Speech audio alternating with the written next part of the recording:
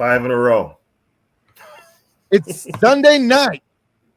You are tapping in to TYA post-game show. That's your ass.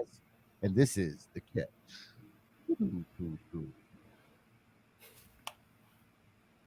I know you're scared. Yeah, I do too. If I were you. I know you're scared. I do too. If I were you. You better bring your A game. Bring your A game. You better bring your A game. You better bring your A game. Bring your A game. You better bring your A game. Cause all I know is you better bring your A game. Bring your A game. You better bring your A game. You better bring your A game. Bring your A game. You better bring your A game. Well, 5 in a row. 5 in a row. What can you say? Hey, it was a tale of two halves, but we still got the W. So Yeah, I mean, people like to blame Kirk all the time for winning the one-score games. Well, we found out today, not just Kirk. I'm starting to wonder if it's more KOC in his play calling.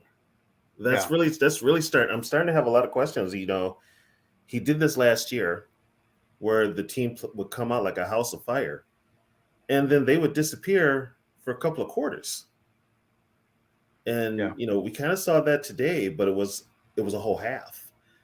You know, the first half, the first half was probably the best Vikings football we had seen all year. Best half. And Definitely a long time. Yeah, and then the second half, they go right back to being that.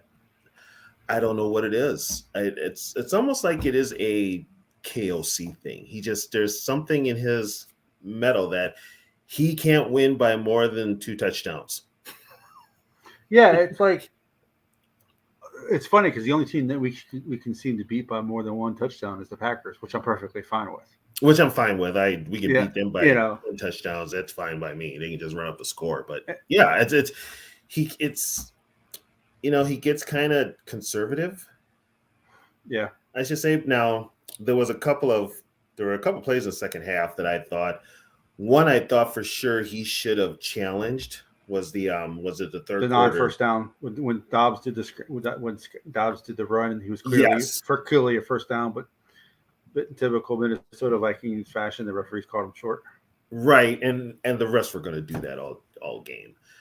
Yeah. And he should have challenged that one instead of challenging the ones that he did. But yeah, Joshua Dobbs, kid can play. Let's just put it out there. Yeah, he can play. He looked good. TJ Hawkinson today, earache. What that dude for the last 2-3 games has looked like with a rib injury. Rib injury. Yeah. Has looked like the top tight end in football. And today alone, he was taking some hits that were, I'm sorry, the NFL used to make videos about him. Oh yeah. And the other bad penalty, just real quick, it was the hands to the face on Daniil Hunter when he was the one that got his helmet ripped off. What was that referee looking at? I don't know. He made up for it the next play by getting the sack, but that was a third down. Yeah, that was a third down. I'm like, where's hands? If anybody was hands to the face, it was the lineman on Daniil. Yeah. But yeah, the NFL officiating all year has been questionable. With a lot of people, if you think the fix is in, there are some games that have been played where you could stress that point. But we won. We hung on to win. We knocked Derek Carr out of the game. I don't think the game would have been as close if No. he stayed in the game because they prepared for Derek Carr. Right. Winston's a totally different quarterback than Carr is. Carr is more reserved. He won't take as many chances. Winston just throws it all over the place. He don't care. Winston will let it fly, and he's a turnover machine. So, but he was 2 for 2 his career. He's pretty much even with interceptions and touchdowns, and that's the reason why we saw it today. Yep. Saint fans, because I was listening to some of the Saints post game, they want Winston the rest of the year because they'd rather have him take chances, and if he throws an interception, than what they were getting from Carr. And if I was a Saints fan, I don't know if I would disagree with that. You know what? I wouldn't. And you kind of get an idea as to why Winston wasn't traded at the deadline either, because they knew something like this was going to happen. Yeah. So Carr got rocked today. Carr looked like Carr. Yeah. Yep. Yeah. Carr looked like Carr. So, yeah, I mean, Madison, I think, proved to himself again today that he's a backup. I just got one question. They keep putting him out there as a starter. He's not a starter. He's not. He just is not a starter. If you need a yard, he's not going to get you it. Yeah, he's not the Leroy Horde. He's not Leroy. He's like the reverse Leroy Horde. Yeah. If you need a yard, he'll lose 2. Right. If you need 2 yards, he'll lose 3. I mean, think about it. He had 5 carries before Ty Chandler got his first. Ty Chandler on his 1 carry had more yards rushing than what Madison did. Oh, and by the way, thanks a lot, Brian O'Neill, for that holding call to wipe out Chandler's touchdown. But yeah, I don't know. I don't know whose idea it is to keep. What's up, Zoe? My guy Tony, what's the deal? What's going on, brother? Man, I can't complain. You kind of wonder though, who's calling the shots that's keeping Madison in the game, because he should not be starting. He should not be playing. Period. He should be on the sideline. So, he's got to. Yeah, I'm going to watch it back because I got NFL Plus, so I'm going to watch it back in the all 22. Mm-hmm. Even from the TV copy, you can see the holes that he missed. The all 22 doesn't lie. The all 22 actually shows the holes that you missed. Oh, he missed, and it was plain as day that he missed them. Yeah. Plain as day. I mean, the hole's on the left. And his ass is running where the hole isn't. He's running to the right. I'm like, come on, dude. Really? Come on.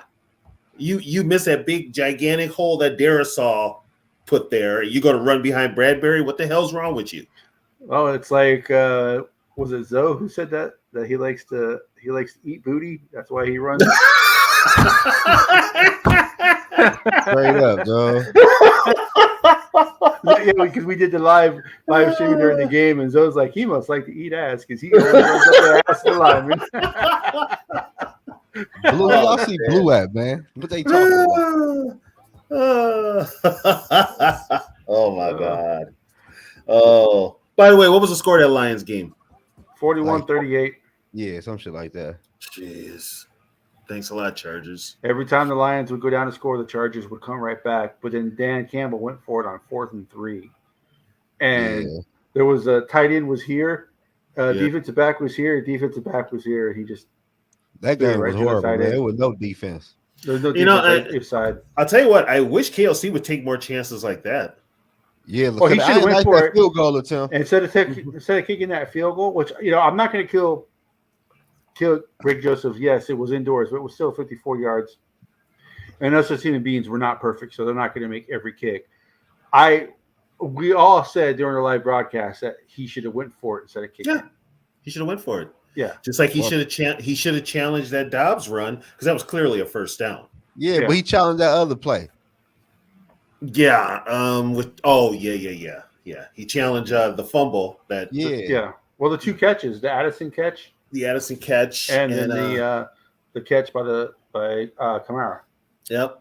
Those I'll give Troy Dye credit. That was a good play by Troy Dye. Yeah. To break it up, but he was down. Oh my God. So, yeah, we got the W, y'all. Shout out to Too Evil in the building. We got Mick Andrews in the building. Our queen of mean, Sarah is in the building. Hey, we'll drop that link for Sarah to join. Yep. MWO, what's up? What up, NWO? What up, Vikings funeral? My mama was in here earlier. I don't know if she still is, but Do-do-do-do. that was a Tweety Bird. The first one you shared. Mama TYA. Hey, Mama TY it's in the Sunday building. night. It's a freaking party. Hold on. Yeah. Money blew it out by the weekend.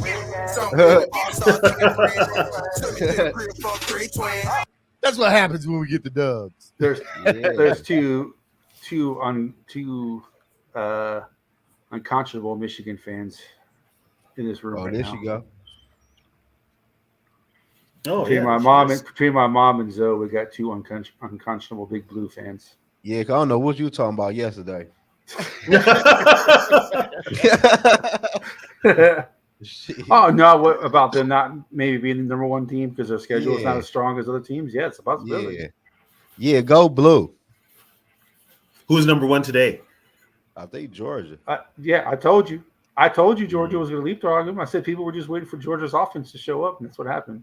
They got Michigan ranked number 3. So, I What? told you. Their schedule. I told you. Who's number two? Michigan's I only don't played know. two great teams all year. Who? The team they just played, Penn State, and other someone I think, or I'm not sure who the other one was, but it was earlier in the season. Yeah. Yeah, that's crazy. Jets and the Raiders. That's This wild. is, you know Yeah. what? This is just painful. This is. Why would you do? Well, I ain't got that shit on my TV. I got it on and it's on mute, but it's just painful to look at. I didn't even want to watch it. These two teams are just bad. Yeah, I don't know what KLC was doing in the fourth quarter, though.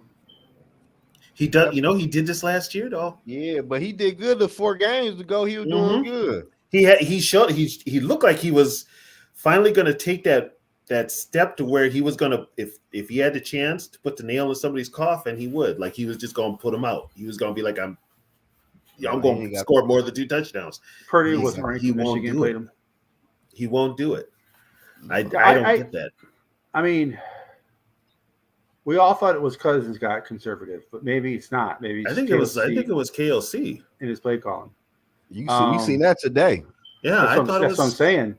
I thought it was KLC. There's no way. Like look at the Cowboys. Look what they did to the Giants. Did they let They their foot always off the beat up gas? on the Giants, though. Did They they let let the the Giants. How They bad let was the it? Giants get them 40 It was points like- every time they play. 52-3, I think, They But put they didn't- 52 on him? something like that. But they Are didn't you? Oh my God! they didn't take their foot off the gas. They just kept going. No. My boy You know? Mike, what's the deal? Mike, What's up, Mike? Thank you for Yeah. vibing with us, Mike. Yeah. Put that link Damn. out there. Put that link out there so Mike can join. And Sarah, that's true. We would have if not for the penalty that O'Neal had. That was a bullshit penalty. Yeah. All Yeah. three. There was a lot of penalties in that game that were questionable. Well, the refs were getting into it. They was O'Neal making some questionable calls. O'Neal actually got ran over. He's got decleated. Was getting knocked to the ground, and yet you call him for holding. Just like that. Just like the Eagle hands to the face when Daniil got his helmet ripped off. Yeah, that was wild. I Yeah, mean, that makes no. That's it was ridiculous. You well. know? You put it this way: if the officials, if a game is getting out of hand, the officials will bring it closer. I just have that feeling, unless you're the Giants who can't get your ass kicked by your own shadows, and then they'll just let it go.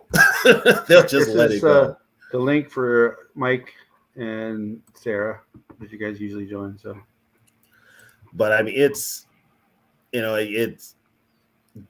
I give KLC credit. He played one solid half of football. Yeah. The best half of football he's had since he's been here, probably.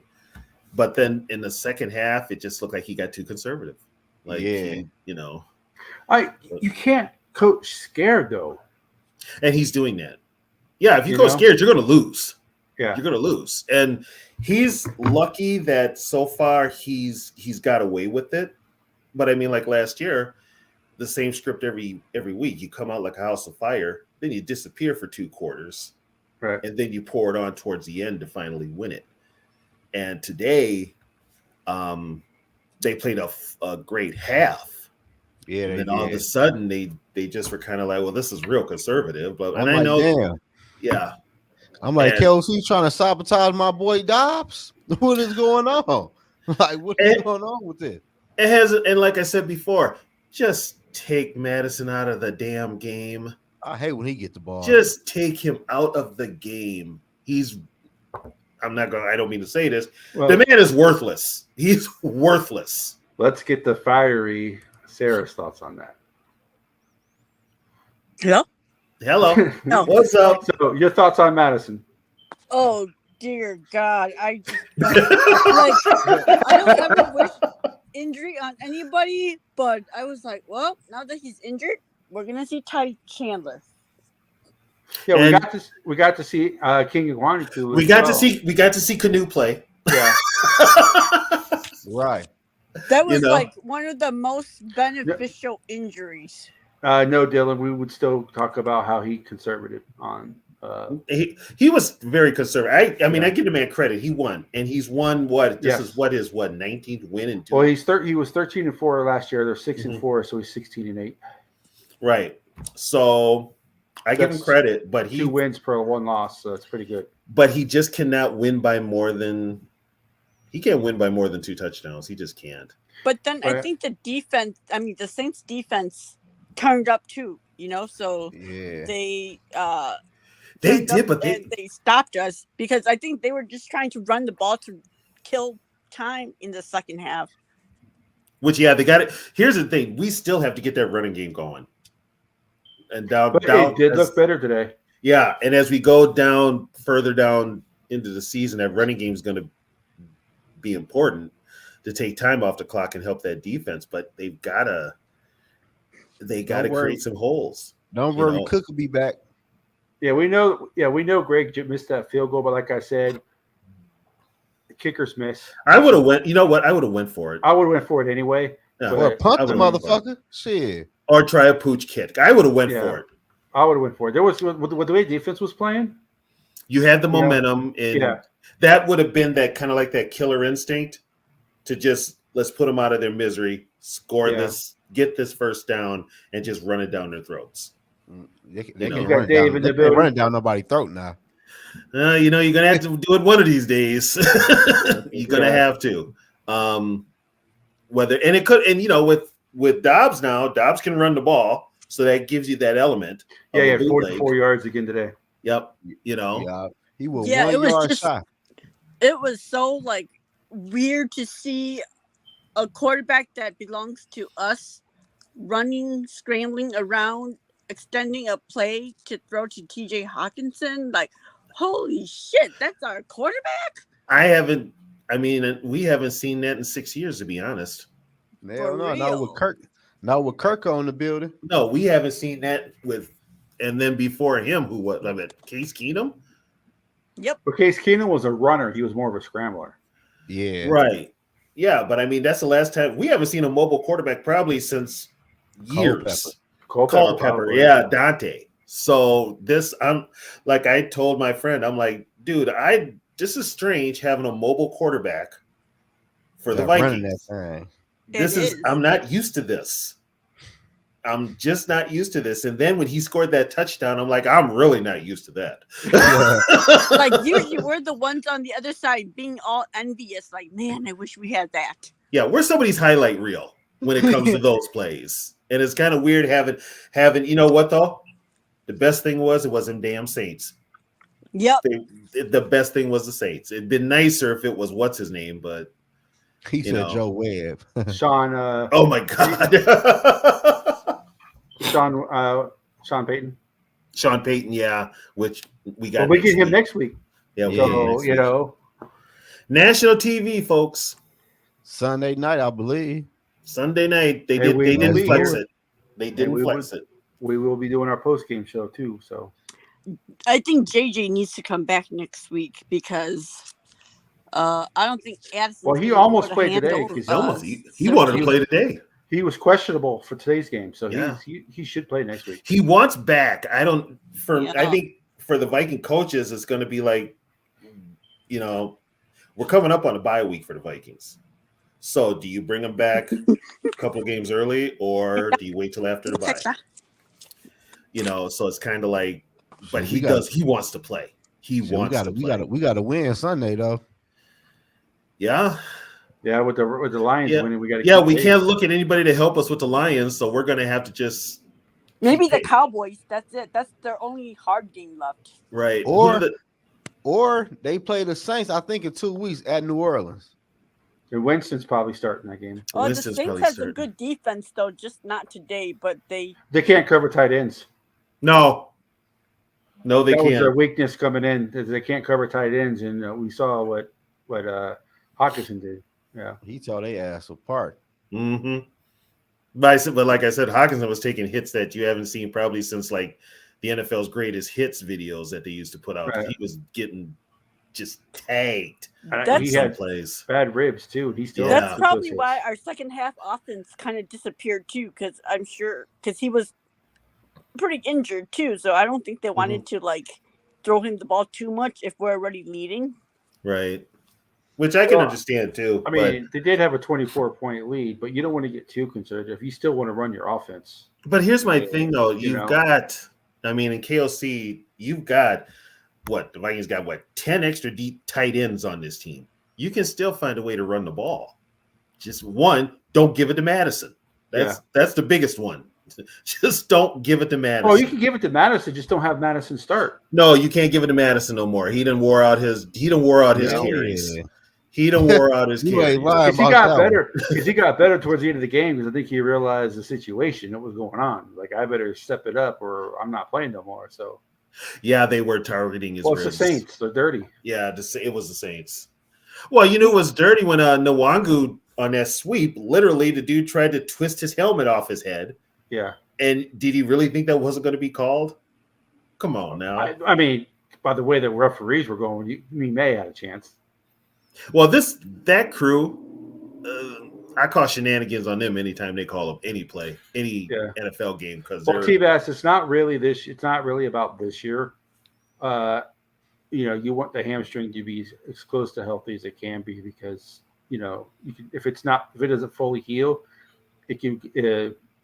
As your career, you just keep getting torn hamstring after torn hamstring after torn hamstring. So, and hamstrings are tricky. They can seem like you're fine, and when you start running and cutting it on it, all of a sudden it pops again. So the Lions defense is not good, but neither is the Chargers defense. So you kind of got the game that you expected. Exactly. But the way the Cowboys played today, they're not beating the Cowboys in Dallas. Didn't the Cowboys beat the Giants earlier, like 41-0? They always do that to the Giants. They always beat. On the Giants, in Giants defense, they were down to their third string quarterback. Okay. So are we? I don't mean nothing. 40-something points. Yeah. Yeah. No, they came up. It was like they scored 17 points or something. So I mean, it wasn't like who scored 17 points? Huh? Who scored 17 points? It was like something to 17. I thought I saw the final score is 52-3, but I could be wrong. They scored at the end. I'll find out in a minute here. Garbage points is still points. And she got a point. They still lost about 30 something. Shit. Oh, it was 40. It was 49-17. Yeah. Yeah. That's still better than 42-0. The Giants might as well have been. They scored 10 points in the fourth quarter. Oh, and the Cardinals pulled it out against the Falcons. Damn. I seen that. Wow. Kyler Murray was back running. Doing Kyler Murray things. Well, Heineke got hurt. So Ritter had to play. Yeah. And they gave Bijan Robinson the ball, and he fumbled again. Damn. So that's why he don't play.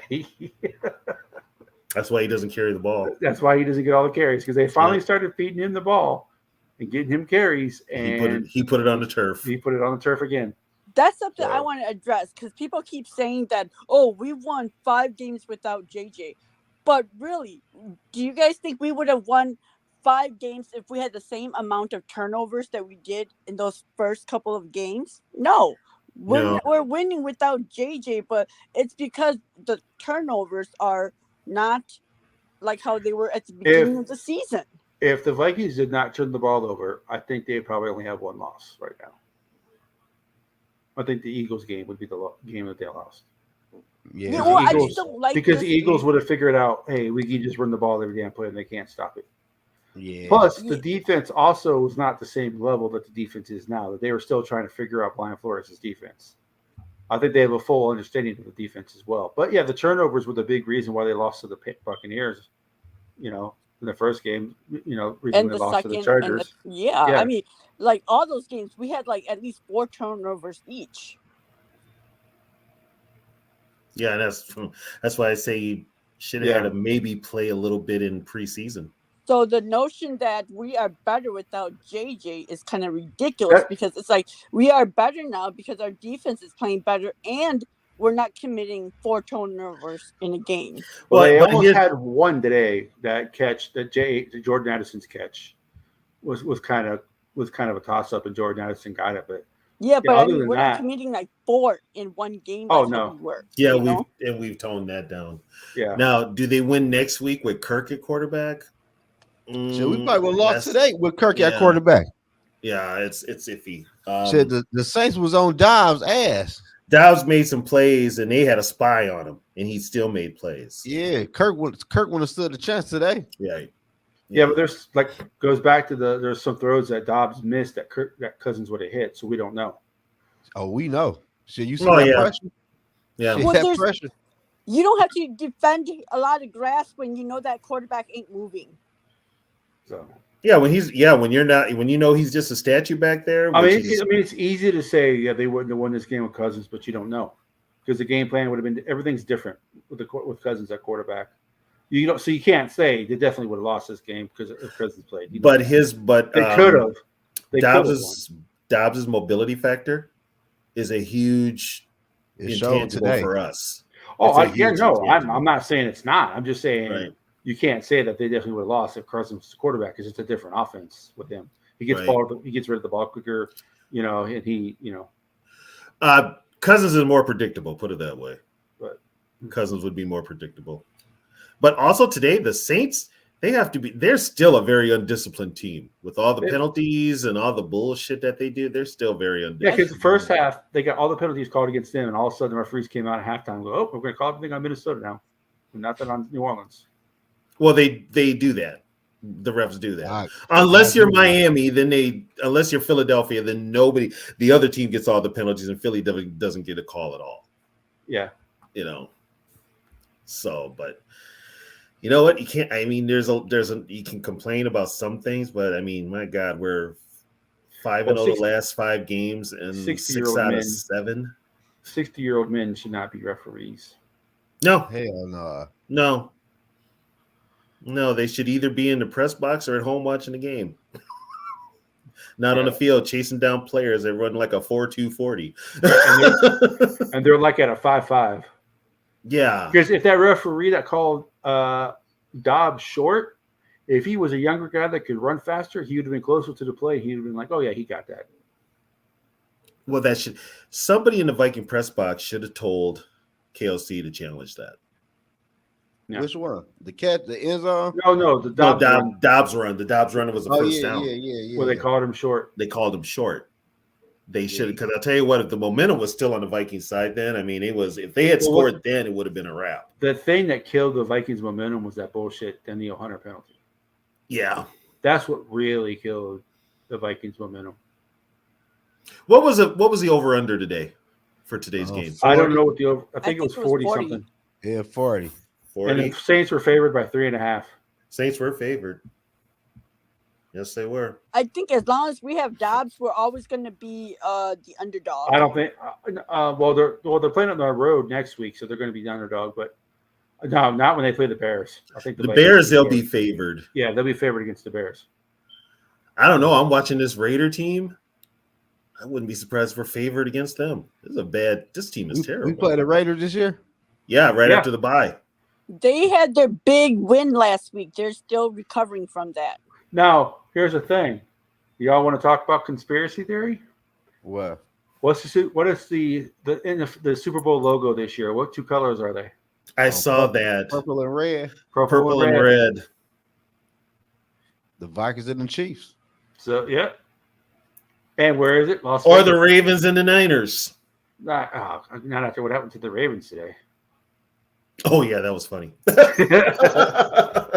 that was funny. You let Deshaun Watson come back and beat your ass. Well, Lamar actually went out there and looked like he did. He looked like Deshaun a couple weeks ago. Yeah. But yeah, they always play each other tough though. no, they got that history. So Yeah. and they don't like each other. I mean, the Bengals lost too. Like, woof. The Bengals did not look good today. Okay, I got to give it up to C.J. Stroud. He's going to be that Ohio State quarterback that breaks that mold. I knew they were going to beat the Bengals though. Did you? The Bengals defense is awful. I made a video about that.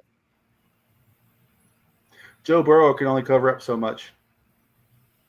Yeah, Yeah, I mean, they lost all those defensive players Yeah. in free agency. Yeah. and Stroud lit him up. He lit them up, and so did Tank Dell. Is it Tank Dell? Tank Wide Dell. receiver? Yeah, that's the guy I wanted the Vikings to draft. I mean, I'm glad they drafted Jordan Addison, but Tank Dell was a guy I was big on. But Isn't he even smaller than Addison?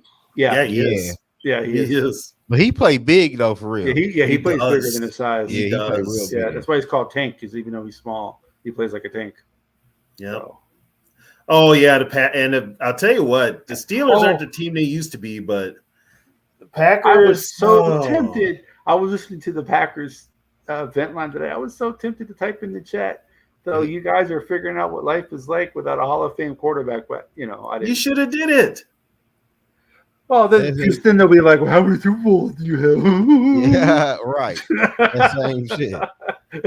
Considering they ain't been in one in almost 20 years, it doesn't matter because guess what? They suck right now. So they're not going to be in the Super Bowl for an even longer time because their team sucks.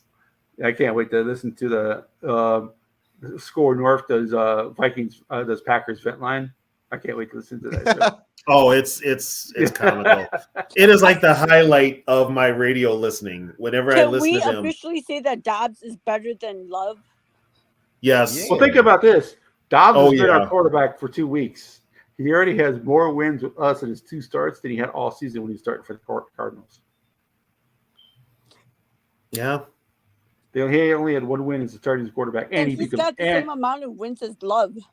And he beat Exactly. the Cowboys. He beat the Cowboys. Pretty Beat the soundly. Cowboys handily. Yeah, pretty soundly. So, I mean, if KOC can teach him to be a little bit better at the quarterback part, like throwing on time, throwing accuracy, and throwing like that, I think Dobbs is better. Would you say Dobbs is either on the level or better than Geno Smith? On the level, younger version maybe.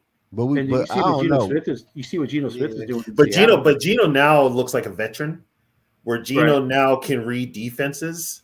He can see what they're doing better. He doesn't really, and he used to rely on his feet a lot too. Yeah. But he's that backup quarterback. He'll run when he has to, but he's not going to take off all the time. He's like what Randall was when Randall did his stint here. Randall was a much more better drop back quarterback, but could still take off if needed to. But so do we keep Dobbs after this year? Yes. I mean, would Dobbs be the starter next year? Depends how high our draft pick is for the quarterback. It also depends on what kind of, because I hate to say it, I think they're going to bring Kirk back. No. But it's I don't like, know with the way if he didn't have that money on the books, I would say no. Or if they're going to bring him back to trade him. Bring him back with no guaranteed money and waive his no trade clause. You do not, if the Vikings bring him back, do not give him a no trade and do not give him a lot of upfront money. Like I would bring him back to trade him to get an asset. Well, his leverage is completely gone now. He has no leverage now. It's in the Vikings court. Nobody gonna trade for his ass. Yeah, you'd be surprised. Atlanta might. Atlanta They need a might, quarterback. yeah. Yeah. Atlanta feels they're a quarterback away.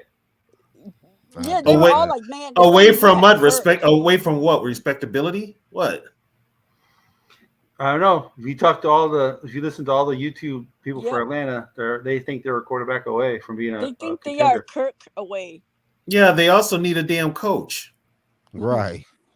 They need a hell of a. They got a defense, but they need a coach. Which I'm going to They tell you got right weapons now. on offense. Yeah, I'm going to tell you right now. If it comes down to it, you could see Flores interview for their head coaching job. Well, they said that I can't remember who I was listening to. They said that Brian Flores may only get one chance to be another head coach, so he's not going to take just any job. Here's the deal, but here's the thing, though. And this is where I call BS on the NFL. I'll bet you anything that idiot McDaniels gets another gig. I hope I not, don't know, because he's already right had. now the Belichick tree is like not looking so good. So if I were him, I'd probably hold off. That Belichick tree is kind of rotten at the core. What's it called? D'Amico is saving it right now, right? Wasn't he? Oh, D'Amico's a real deal. Yeah, but isn't D'Amico part of Wasn't he part of the Belichick tree though? Did he play for Belichick? No, he got drafted. He got drafted by Houston. Yeah, he was a Houston. Okay. He's Houston. Well, Bill O'Brien is the Patriots tree. So well, the rumor I heard, and somebody mentioned this on one of the channels I was listening to, Bob Kraft, if he's going to bring a coach into New England, he wants it to be Mike Vrabel. I can see Vrabel leaving. I can see Vrabel leaving for the. Yeah, he would buy out Vrabel's contract. Yeah, he would. And they'll probably sign Kirk. Who would sign Kirk? Kirk would be perfect for Vrabel's offense. He'd be perfect for New England, but Kirk won't go. He won't. He doesn't. He will not deal with the East Coast press. Oh. Yeah, because they're not going to be nice to him. Yeah, I mean, he has it as easy as it doesn't get any easier than Midwest press. Well, and it also helps too when you've got a PR machine like the Vikings who are constantly pushing out how great you are when you're average at best. Yeah, like he could handle being the quarterback of like Tennessee, like Minnesota, teams like where they're not a huge media market and the media's not going to kill you. Like Chicago wouldn't work because Chicago kills their players. LA definitely wouldn't work. Well, you know whose name came up in Chicago now, and it's come up a couple times. Harbaugh's name come up in Chicago again. Well, I think he's done in Michigan, man. After with the Big Ten, no evidence of him doing anything. The Big Ten suspends him anyway. And I was telling Zoe, Tony, you can elaborate more on this. I was telling Zoe Saturday, the Vikings minority owner that hates. Stapleton. Yeah, hates Harbaugh, and that's probably he's the reason why Harbaugh is going through so much. By the way, I talked to my connection. The Vikings are doing PR gymnastics out there to not let it get out that Stapleton did have something to do with it. They're trying to cover those tracks, but it's getting harder and harder to do. Dirty dogs. Especially since nobody knows why Stapleton hates Harbaugh as much as he does. To cost him two. Did he take his wife from him or something? I don't know. Sold him some bum weed. I don't know. It's hard to say. Free Jim. And I'm to the point now. I'm at this. I'm saying free Jim because he's getting railroaded over here, man. Yeah, he's getting railroaded. They're gonna free him right to the NFL. Yeah, right to the Bears. Yeah, he could do what he want to do after he win the national championship. I don't care where you go. Yeah. Yeah, he's probably good. Really? Is this Yogi? Yeah, really, Yogi doing a draft in the background. I thought that was you. No. When Yogi's in here, he controls everything. Who did he mock us to? Man, probably that damn LSU quarterback. Oh. No, the defensive lineman from Illinois. Yogi needs to go to mock drafting AA. Yogi, can we at least get to the playoffs? Damn. Right. Damn, dude. Yogi needs a mock intervention. Yes. God. Yogi, we brought you in here today because we need to discuss. We got 22 people in here. How many likes we got? Don't know. I'm not hosting, so I don't know. Man, people hit the like and subscribe to everybody channel right now. Run them views and subscribers up. Yeah. If you want that real uncut Viking talk. And here's the thing: we can't even be too negative on the team. They've won 5 in a row, 6 Oh, of no, the last 7. Oh no, ain't no more negative shit. That shit, hey, that was 5 weeks ago. Yeah. That was Oh yeah, y'all ass was blowing up the team. You was trading Yeah. everybody. Trading JJ, trading Darasol, trading Cousins. You know, I don't think. I think Pace was the only one he was keeping. Hey man, hey, it got to them boys. They started playing better. yeah, something. And I'm going to give KOC credit. I can't believe I'm doing this. He's got this team playing together. It took them 4 games, Yep. but they're playing together. They're believing in him. They're kind of getting back to what they were last year. They're playing Yeah. like as a team and as a group now, not individual talents. Right. But they've got KOC's got to win by more than than 10 points. He just gotta. What up, Sodak? Do you what's think he up, should Sodak? get Coach of the Year if we make it to the playoffs? Unfortunately, I think Oh, Dan you got- Campbell's going to get Coach of the Year. Campbell's going to get it because everybody loves Dan Campbell. I think what's his name might get it though. Hmm? What's his name? Houston coach. I think the top D'Amico. the top Yeah. 3 vote getters for the Coach of the Year are going to be KOC, Ryans, and Campbell. Yeah, but Campbell. like And to me, Campbell's I think probably it's going to win. bullshit because the Lions already have a stacked team. So what did Yeah, but the Campbell Lions really do? always end up doing Lions. The things. Lions always do Lions things. you And know if he- because like I think it's a lot harder because KOC had to bring the team back from 0 and 3 to this point without having like his star quarterback or receiver. And if we do go on to like end up 10-7 or something, I think he deserves Coach of the Year more than Campbell. Well, the one that should really get consideration is for any kind of Coach of the Year is Brian Flores for what he did with that Well, defense. do they have a defensive Coach of the Year?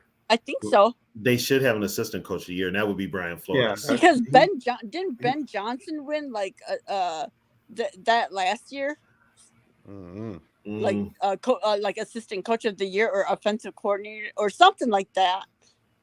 Yeah, D. Will. It's a season award. It's not. It doesn't matter what you do with the postseason for Coach of the Year. Yeah, and I mean No. Davo won it last year, and I didn't think he deserved it. Well, the Vikings won him that last award. year. Dabo won it because he got that playoff game and he's in New York. Yeah. That's the only reason he got it. He's in a big TV market, a major market. Well, So, that would kill Jim. That would kill Cousins if he went to Chicago because quarterbacks go there to die. he'll die a quick death too behind that offensive line. I don't care where Kirk ass go. You just want him gone. I don't care where you go. I Shit. think I told you unless Dobbs makes an unbelievable run and takes them all the way. I think. Well, they but will. here's the He doing it right now, right in front of your eyes. But here's the thing, though. Now, I'm not saying from my point of view. I'm saying from the Wolves and the Vikings. No, I'm point saying, of view. Yeah. like we can get Dobbs a 1-year deal for $15 million, man. He'd be happy. Here's the thing, though. Dobbs right now is playing for a monster contract next year. So guess what? Somebody's going to overpay for him. And it probably won't. And the Vikings are so scared to pay for a quarterback after all the money that Kirk got out of him over the years. They're scared.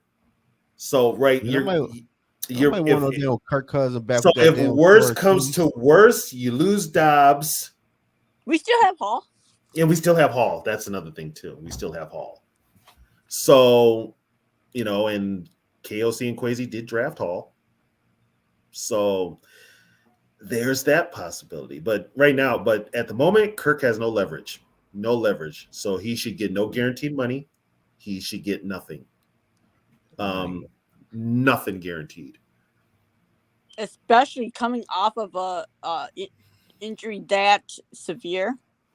Yeah, we don't know how he's gonna heal or anything and like he that. old too, man. Nobody want Kirk, man. Oh, for God's sakes, Bob, we have Mannion. Oh God. No, I mean, can we cut Mannion now? I mean, you really can't. the game's say over. that. You really can't say that, Zoe, because if the draft doesn't go the way the Falcons' way, they would rather have Cousins than the 2 QBs they have. Yep. But Kirk, The Buccaneers would rather have Cousins than the QBs they have. You know But what? Guess who would take a flyer on Dobbs? It would be the Falcons. yeah, I can see that. Yeah, it would But be the Falcons tried to trade for Ryan Tannehill and Kyler Murray before the season started. They never once tried to trade for Kirk Cousins. It's because the Vikings. Kirk had no trade clause. But you still can call about a player. Yeah, But why but would they Kirk wasn't inquire waving. They weren't gonna. Kirk Because was not people going knew to the waive it. Vikings. Yeah, People knew especially the Vikings Kirk were going was to trade him. coming off of a 13-4 season. They Yeah. know Kirk isn't gonna go anywhere. Yeah, Kirk was not going to waive that no trade clause. He was Because not. I mean, I would not trade for Tannehill. Like when that name pop up for us, I'm like, hell no. I'd rather like roll with Hall than Tannehill. Good God. Yeah, and that's probably biting the Titans in the ass because they had Dobbs last year. Mm-hmm. Yeah. Yeah. They drafted Will Levis this year.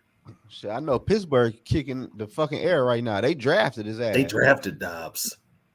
They drafted him. I think Do you think they Dobbs looks good because of the talent that's surrounding him. Because look at the other teams that he was with; they didn't have talent, so he looked like ass. So you're saying Dobbs would rather have Pickett? I mean, Steelers would rather have Dobbs than Pickett? Hell yeah. Yeah, I'm starting to see Pickett that. is trash. You Pickett like is not good. He's not. Pickett is trash. They got some receivers in Pittsburgh. They ain't got no quarterback. Or offensive coordinator.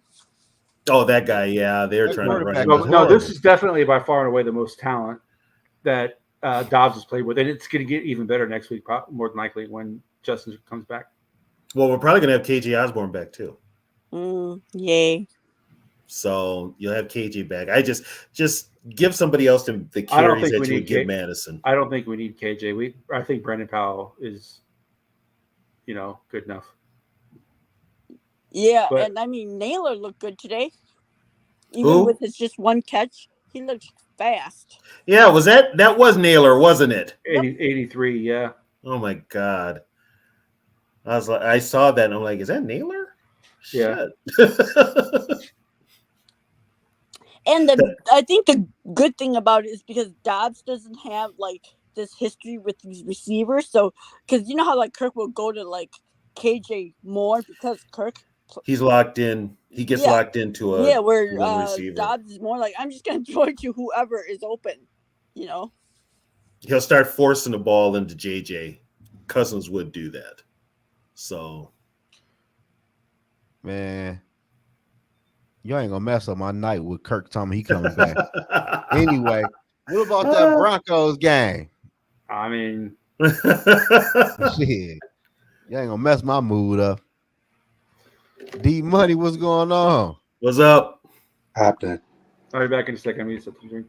Hey man, whoever said Kirk Cousins, we might resign Kirk Cousins. Stop saying that and putting that in the universe. Stop. It's out there because it's real. It's out there not because it's real, real. man. We not I about don't to do want it. I'm gonna tell you right now, I don't want it. Nightmares. But here's the thing: he's on the hook next year for damn near 28 mil I don't in care dead about none of that, dead man. cap money.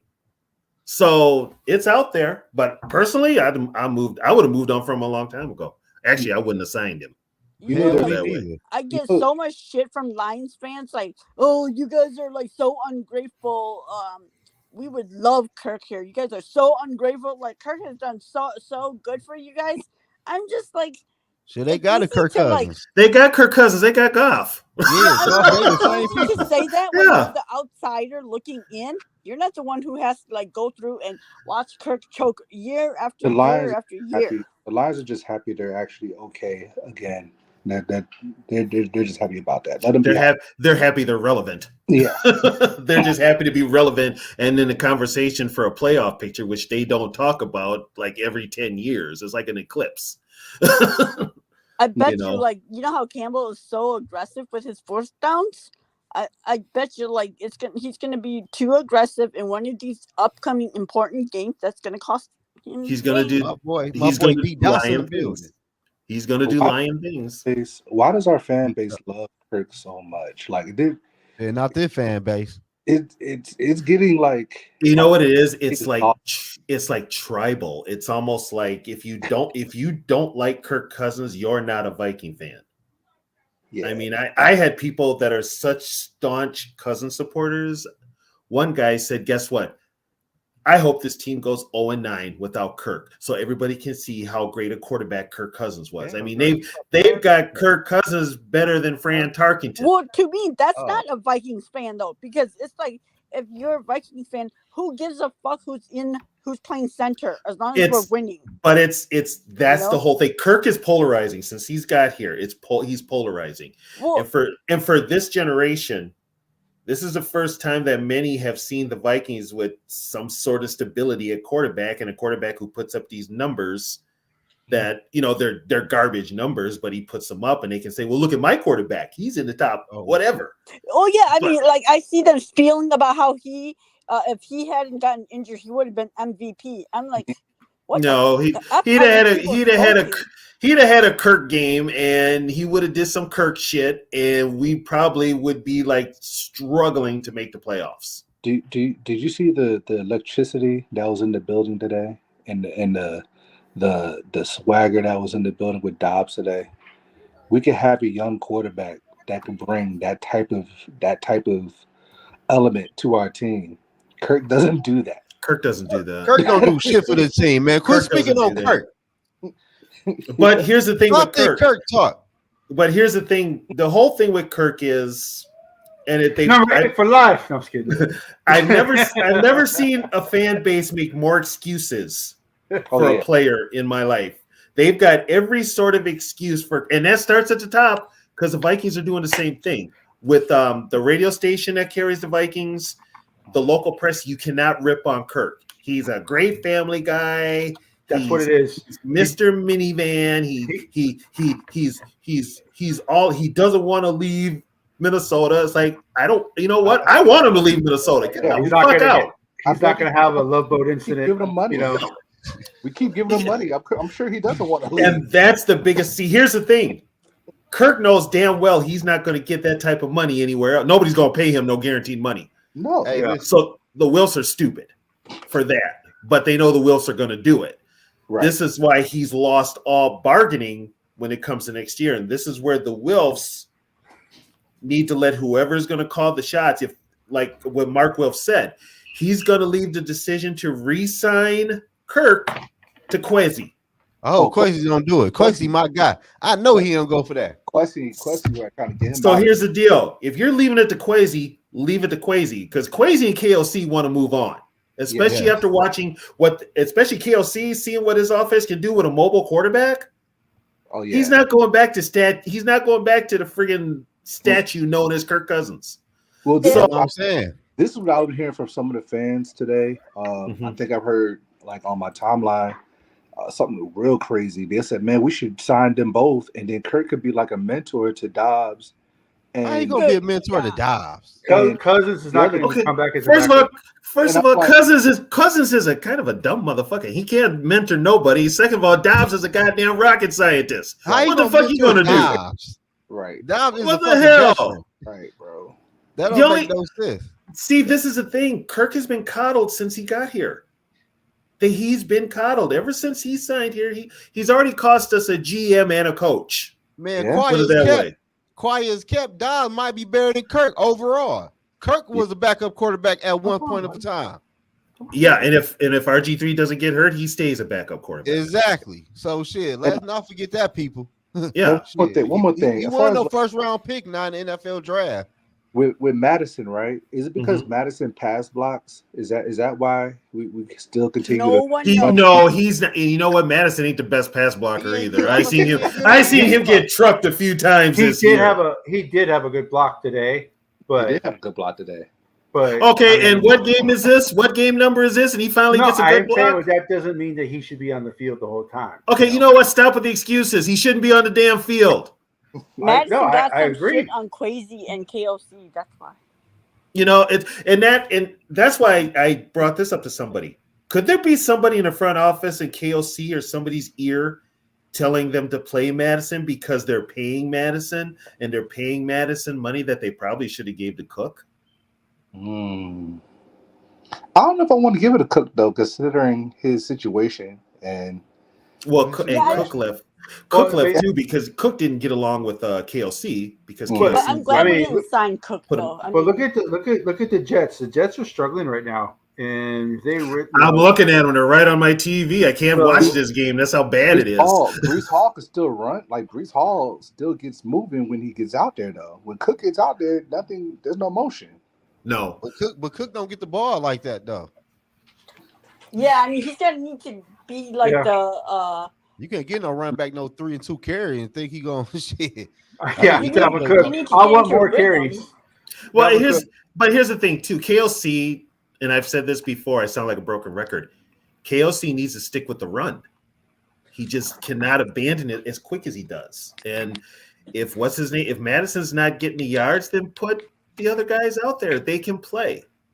Have you also noticed, you guys, especially you, Curtis? We don't have pulling guards anymore. We don't have anybody to pull. The tackles pull. And the tight ends pull. I tell you what, the O-line wasn't good today. That's No, yeah. They The should offensive probably line they got should their ass probably kicked work. today. They should probably work the old school pulling guards. The You O-line know? got their ass beat today. Steven They- Reisner got his ass kicked today. Yeah, them boy probably tired, man. We ain't getting no bye week yet, so Well, but here's the thing, though, too. When you had the momentum that you did, I mean, put it this way, you know this. If you're an offensive lineman, you work better going forward than backwards. And every time you pass, you got to set up and pass block. Yeah, that's- which is yeah, that's cool. backwards. that's easier said then. But when you blocking, you got your running back running directly to the back of your ass. You like, damn, bro, you gonna break my back. I got a question though. Let's talk about the Ty Chandler touchdown. Okay. How come nothing like that was ever called when Kirk is the quarterback?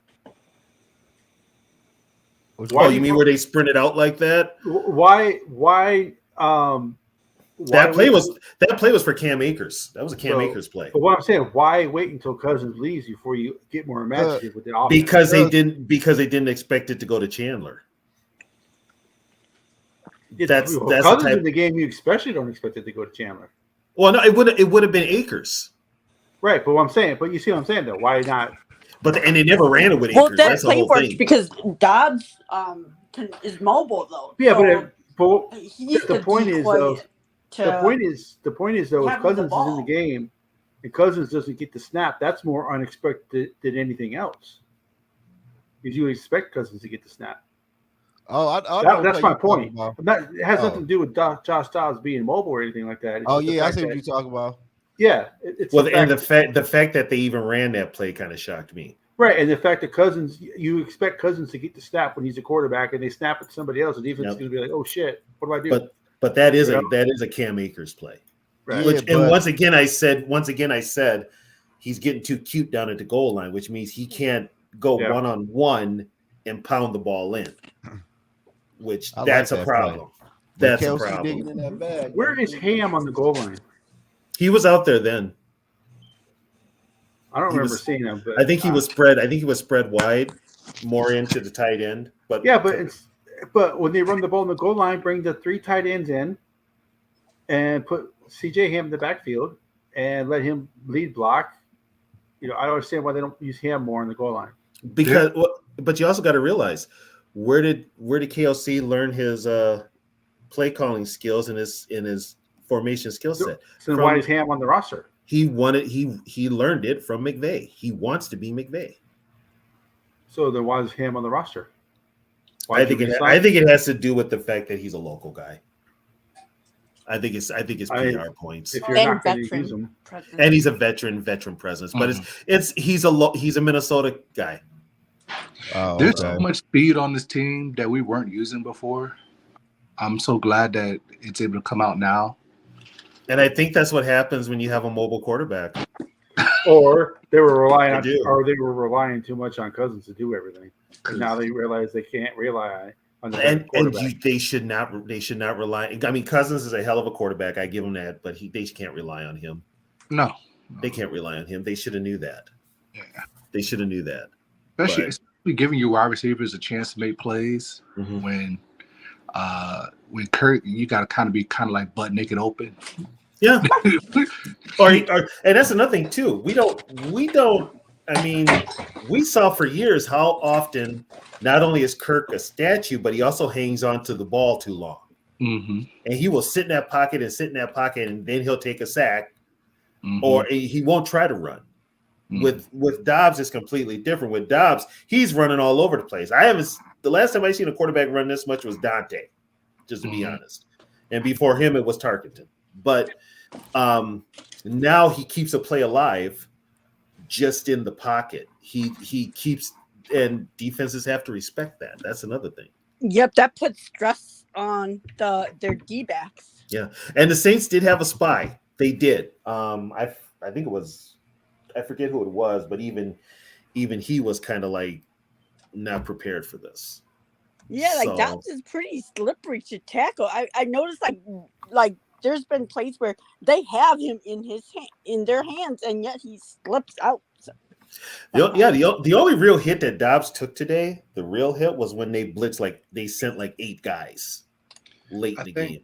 I think you're going to start seeing the most like comfortable Dobbs probably about 2 more games. I'm gonna say about 2 more games, and then you're going to start seeing a more comfortable Dobbs, especially like he's not really super comfortable within the playbook yet, obviously now. But once he starts getting like more comfortable in it, I think you're going to see a different part of his game. I think it's going this way.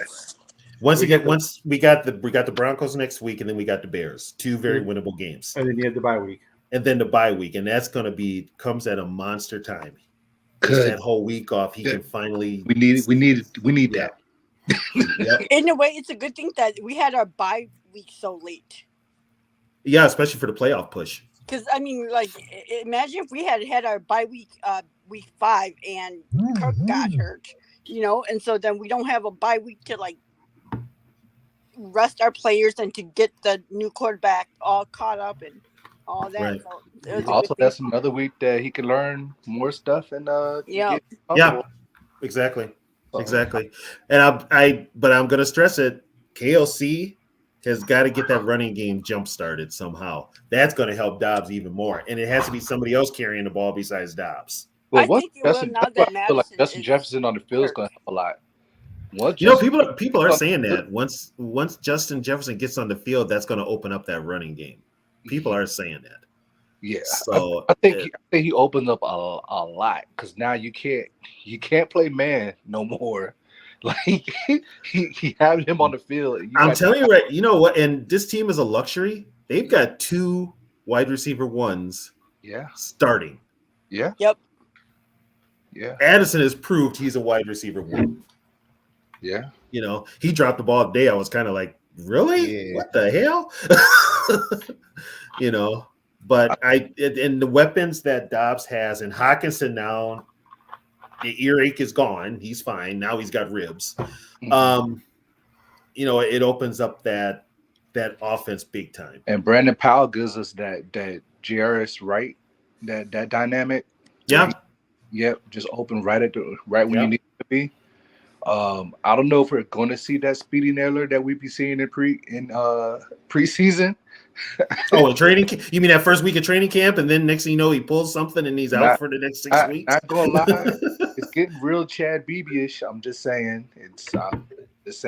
Hopefully we get to see something different. Hopefully we see, just like with Kene. I hope we see more of Kene, and hopefully he could just blow this offense wide open. So you've got to start running those guys, and they're more outside guys, so they got speed to the corners. Chandler and Nwangu. Now, here's the thing. I think your inside runner might be McBride. I mean, KOC and Kwesi love McBride. Bring him up. See what he can do. What's the biggest surprise on defense for you guys? Or what player is the biggest surprise on defense for you guys? Well, for me, it's everybody, but Bynum has come. He's looking good. The whole DBs. I wanted to trade Bynum. Yeah, the DBs as a whole have really locked it down. They have. And Hicks was surprisingly surprised. Yeah, Hicks is, if he's not hurt. I think it's the whole scheme. Hey, Dylan knows the scheme, yeah. Yeah, that's true. Dylan said what? That's Chad Beebe-ish. Yeah, shout out to Dylan, man. That's my guy. Actually, if you're gonna get, let's give credit where credit is due. Brian Flores took a bunch of average players and made them a damn top 15 defense. Yeah. That's a miracle right there. Well, everybody was like, "Oh, our defense is gonna be even worse than last year because we got rid of all our skill players." And I was like, "No, we're gonna be better than last year's because Kendrick's we got younger age and faster." Kendrick's aged himself out. Kendrick's age was starting to show because look what he's doing. He hasn't done anything with the Chargers. It's showing in LA with the Chargers. Yeah, it's showing. Also, too, I mean, he somehow fixed Josh Metellus. I would have never thought that Metellus would be. I'll tell you right now, Metellus is the reason Cine can't get on the field. Josh Metellus is the reason Lewis Cine cannot get on the field. And where did Metellus go to school? The cheating school. Where did he go to school? The Metellus? cheating school. Sarah Metellus went to Michigan, man. Cheating school, according to Sarah. He's a Michigan dude, right? Yeah. Okay. Yeah. But I mean, Metellus. They got Metellus all over the field, and Metellus is actually playing that position, that type of position that Cine was supposed to play. Okay, let's. Okay, what about Wanham? Want to play for a contract? Let's just put that out there. He's playing for a contract. Don't know who was going. Somebody's going to take a chance and pay him. I hope he comes back because he fits this scheme. Yeah, he does. He fits this scheme. There's still another level that I feel like Wanham needs to really hit for me to really kind of be like be sold on him. He's got to play the run better. Yeah, he doesn't. He's got to play the run better. Well, he's not Danielle Hunter. He's not as good as Danielle Hunter ever will. Well, no. That's not what I'm talking about. But there's like players that are good, and then there's Danielle. Yeah. Which really pisses me off because you know what? All this defensive player of the year stuff that they're talking like. Danielle's not even in the discussion. Yeah, I'm like, that is just so like freaking insulting. Well, can they get off of TJ Watt's nuts for a little bit and come up for air and take a look at what he's doing? Jeez. He's actually putting up better numbers. Sacks, right? Huh? He leads the NFL in sacks. I think Watt's got a sack today, so I think he's tied. Oh, so they're but still then tied? He leads the NFL in sacks, and I think in is it tackles for loss or forced fumbles? It's one of those two. He's got tackle for losses. He's got like 14, 15. No, Yogi, that's a bad picture, Yogi. But yeah, Hunter's not getting any kind of respect. Yeah, he's not getting none. Matter of fact, the ones they've got ahead of him are Max Crosby. Yeah, Max Crosby. And they're like, well, Max is by himself. I'm like, so is Danielle. Who else is there with Danielle? Danielle's the only one there. Well, Wanham has got 6 sacks, I think. He's got 5. Yeah, so. Yeah, but that's like, because honestly, I miss double and guys triple like, teamed. I really do miss guys like Everson Griffin, dog. Like this, like, oh man. That's one of the few guys I wish that, I understand his situation, everything he had going on with him, but seeing like I like Wanham, but I really do miss Everson Griffin though. I miss it. You miss that pressure off the edge. I miss Everson too. The way it ended for Everson, I didn't like. I miss the leadership as well. Yeah. So. Yeah, I didn't like the way it ended for Everson. But I mean, hey, Danielle, I think Danielle's definitely has stepped out of shell, especially for this year. Like, well, Danielle now is a vocal point he's a vocal point when it comes to who offense is schemed for. Mm-hmm. They feel they have to neutralize Danielle. He doesn't get credit because he's not a loud, showboat person who talks shit. He's quiet, does his thing, and that's it. And the man is getting double and triple teamed on damn near every play. Well, yeah, you don't see him talking all the smack he's not flashy. He's just a quiet dude. So let me play devil's advocate for a second. If you look at Danielle, ain't nobody saying too much to him either.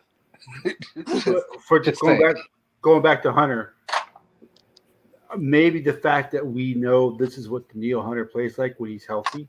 We know that he is a top guy, so maybe that's why they're like, he's healthy again. This is what we expect. That's the only thing I can think of, and the fact that he plays for Minnesota. That's the only two things I can think of. Now But I mean, TJ Now- Watt and- was injured last year too. Nick Bosa's numbers aren't even like Daniil's, and they're and that, you know what? And I'll tell you what, that's another. Shut him down. The NFL are dick riders when it comes to Bosa Mhm. and TJ Watt, just a Watt in general. It's like, just stop. I mean, my God, it's really it's bad, the dick riding.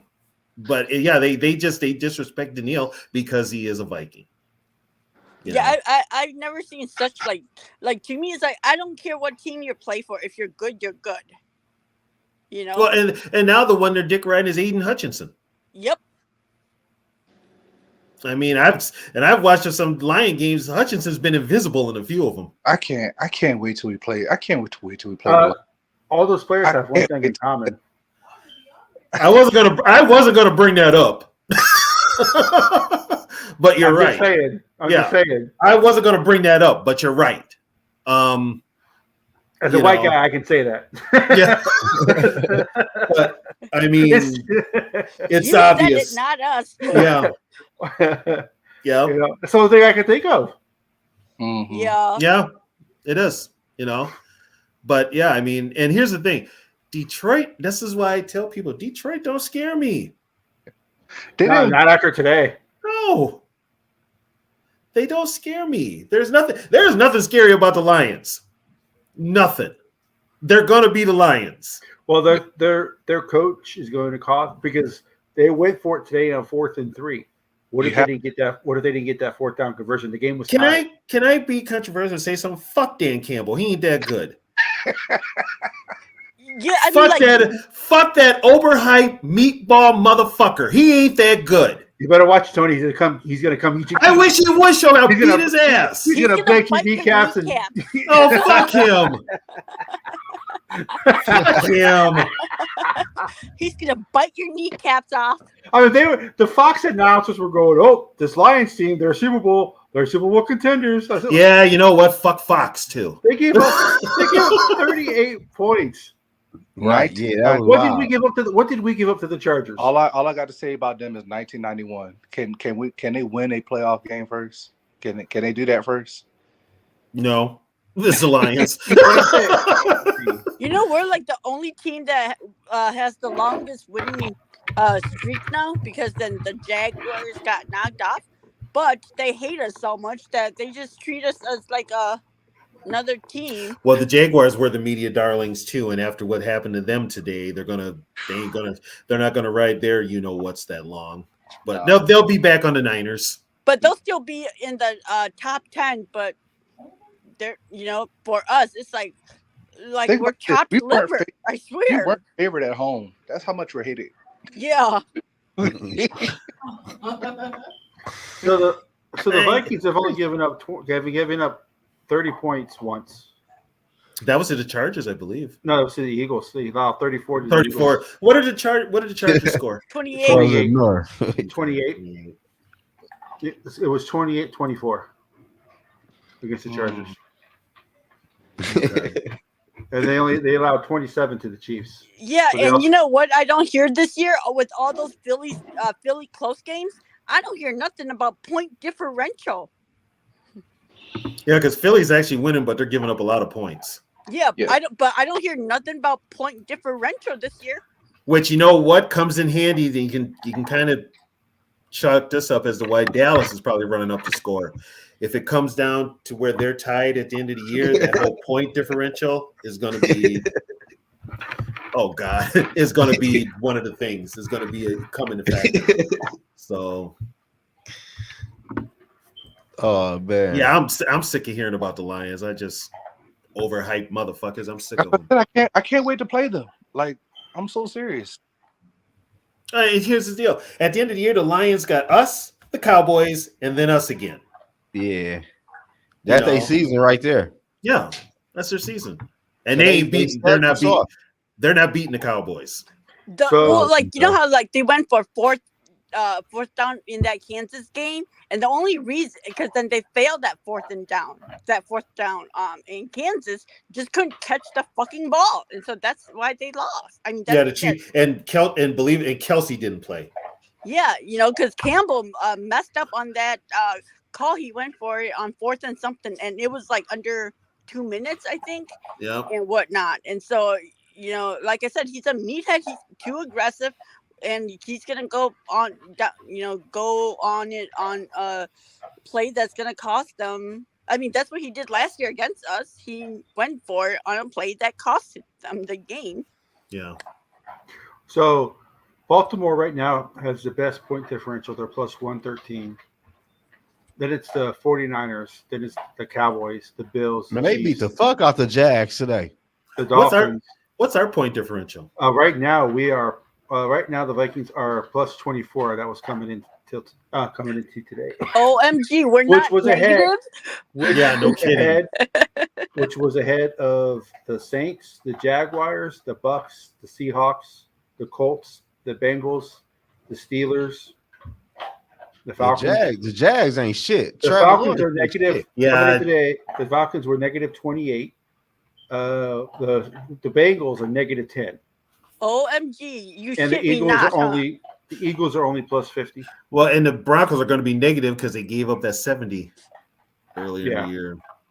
Yeah, but I mean, isn't it funny how this year nobody is talking about point differential, but last year, because we were winning all those one-score games, it was so terrible. The last team they show on here is the Raiders at negative 37. The bottom 8 teams are locked. So the Giants are the worst team.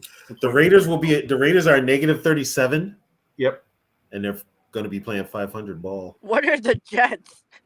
The Jets. A joke. A joke. Negative 24. What's the score right now? 16-12 with 5 seconds left.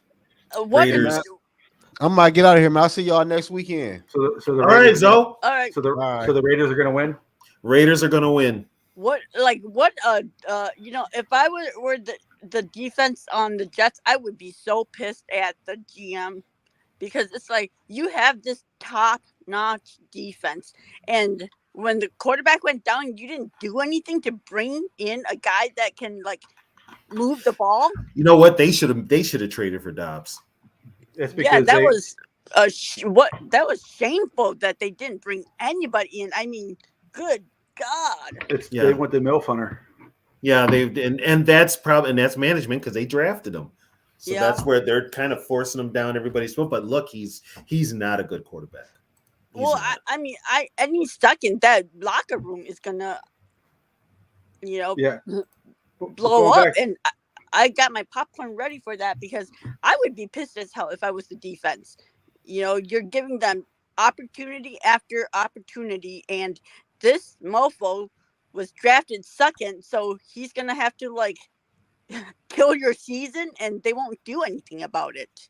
And they lost their best lineman too. Vera Tucker is out for the year. And Frozen, they're only plus 10. You take away that Broncos game, they're plus 10. Who? The Dolphins? The Dolphins, yeah. So we have a better point differential than the Dolphins. If you take away that 70-20. Oh, win, yeah. But see, the Dolphins, though, they haven't beaten anybody with a winning record. No, you couldn't even say that about the Vikings last year when they had a negative point differential. Because the Vikings beat teams with winning records, Yeah. Yeah, no one cares about point differential unless they want to talk about a narrative. Nobody cares about point differential unless you're from the Vikings. Unless you're looking for another way to get into the playoffs. Well, because the Bengals are right now they're negative 10. Yeah, but they supposedly are a top Super Bowl contender, but Seattle's negative 1. I'll tell you what, I think Baltimore wins that division. If Cleveland kind of hurt them today, if Cincy gets in the playoffs, they probably get in 7th seed. What I want to know is how the hell are the Steelers winning? All that talk about the Lions, They're only plus 38. Yeah, and like we said, we're still waiting for the Lions to do Lion things. Oh yeah, that's because they got blown out by Baltimore. Well, Oh yeah, they didn't show Pittsburgh's up for good that one. because their head coach. Their head coach is good. Yeah, Who's but their offense sucks. Who's that? Pittsburgh. Yeah. Yeah, you know what? They're going to be looking for an offensive coordinator too. Tomlin will always have that team ready to play, but between the offensive coordinator and Pickett and Najee Harris isn't getting the yards like they used to on the ground. That's another thing too. Steelers ain't running the ball like they used to for years. That's their staple too. Yeah, and that's their Yogi, staple. I'm using StatMuse. I don't know if the ESPN has different stats, but according to StatMuse, those are the stats I was reading. So right now, Cleveland and Houston and Pittsburgh. And that's kind of funny. Since he's on the outside looking in, so is I Buffalo.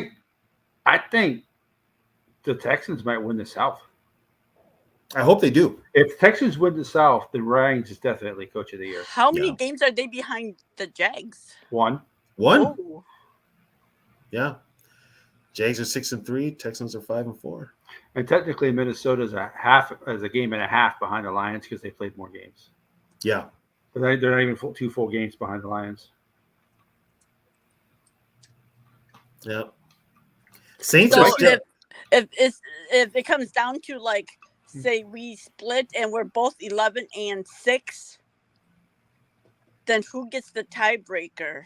If it's Minnesota and Detroit, it depends. Depends on the divisional record. Oh, and first head to head.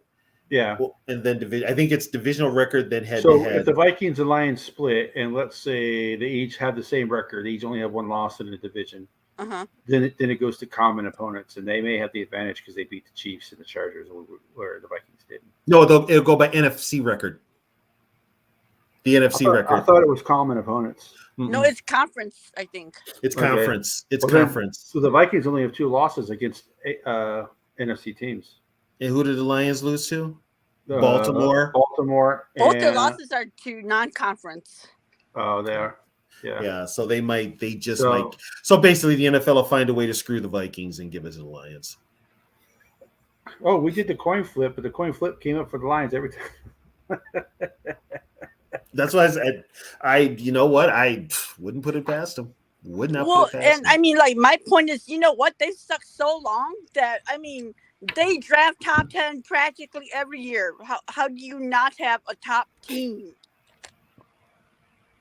Yeah, but you know what? When you make the decisions they do at the head coaching job, like with Matt Patricia, that they believe all the hype. And here's the thing with a lot of those Belichick guys, once they leave Belichick, they suck.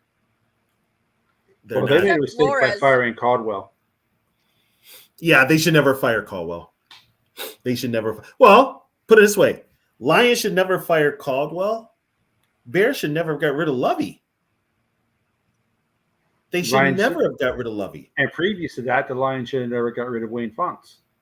Exactly. The Lions don't understand that when you have a coach that gives you multiple winning seasons in a row, and your all history, that's a good head coach. Mm-hmm. They don't understand that point. They just don't. Yeah. Well, and I mean, I want to see how good they're going to be next year once they lose their offensive coordinator, because it looks more like their offensive coordinator is the one that's running the team, not Campbell. Well, and here's another thing too. With success, teams are going to be looking at players to poach. Yep. So they're going to lose. They're going to lose some players next year. They are, and they're going to be in the same boat as the Vikings. They're going to need a quarterback.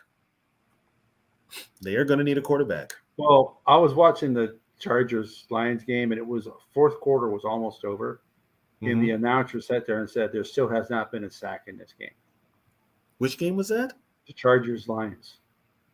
Still no sacks. Yeah, their fourth quarter was almost over, and they said neither team has a sack yet. So if you don't pressure Goff, he's a good quarterback when he doesn't get pressured. Mm-hmm. So, but when he gets pressured, he's not very good. Yeah, he's. I don't know. Detroit is Detroit, but I don't know what Yogi's doing here, but he's looking at. I don't even want to look at mine because I lost.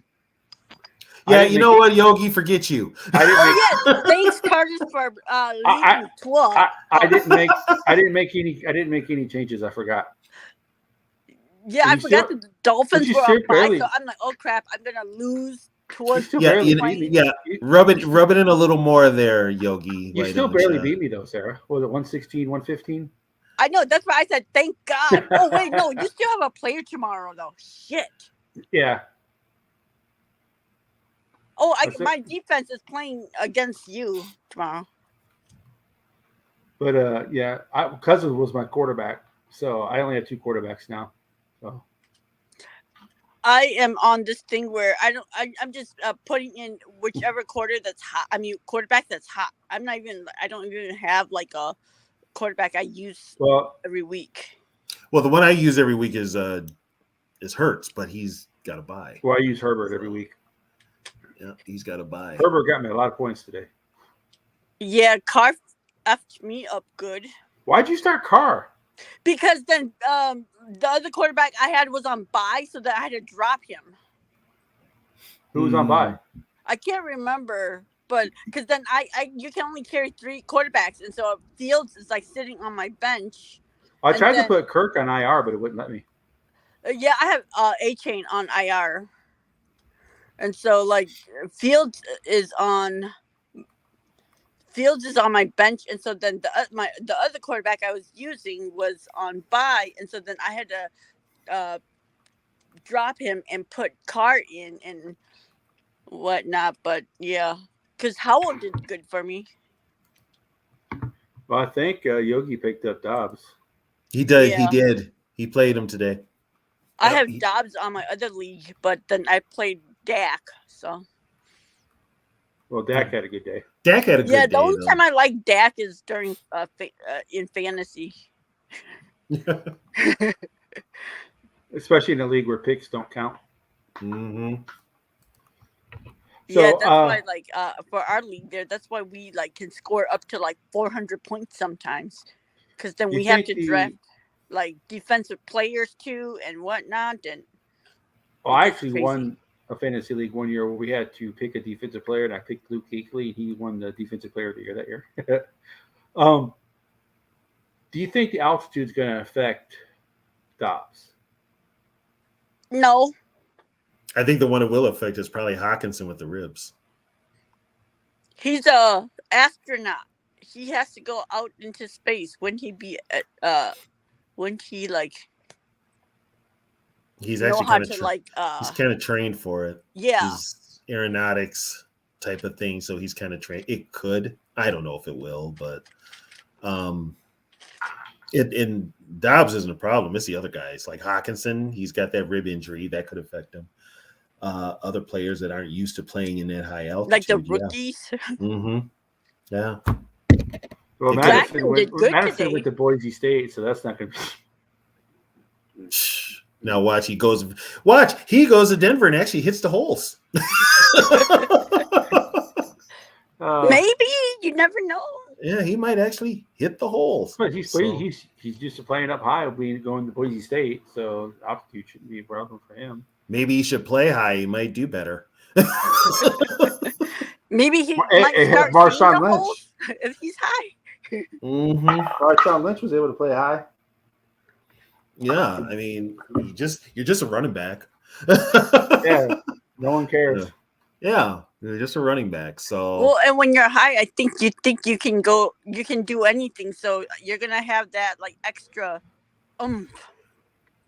well, maybe it'll make him think he can actually run through a hole instead of running up somebody's When you're ass. high, you're like that. Yeah.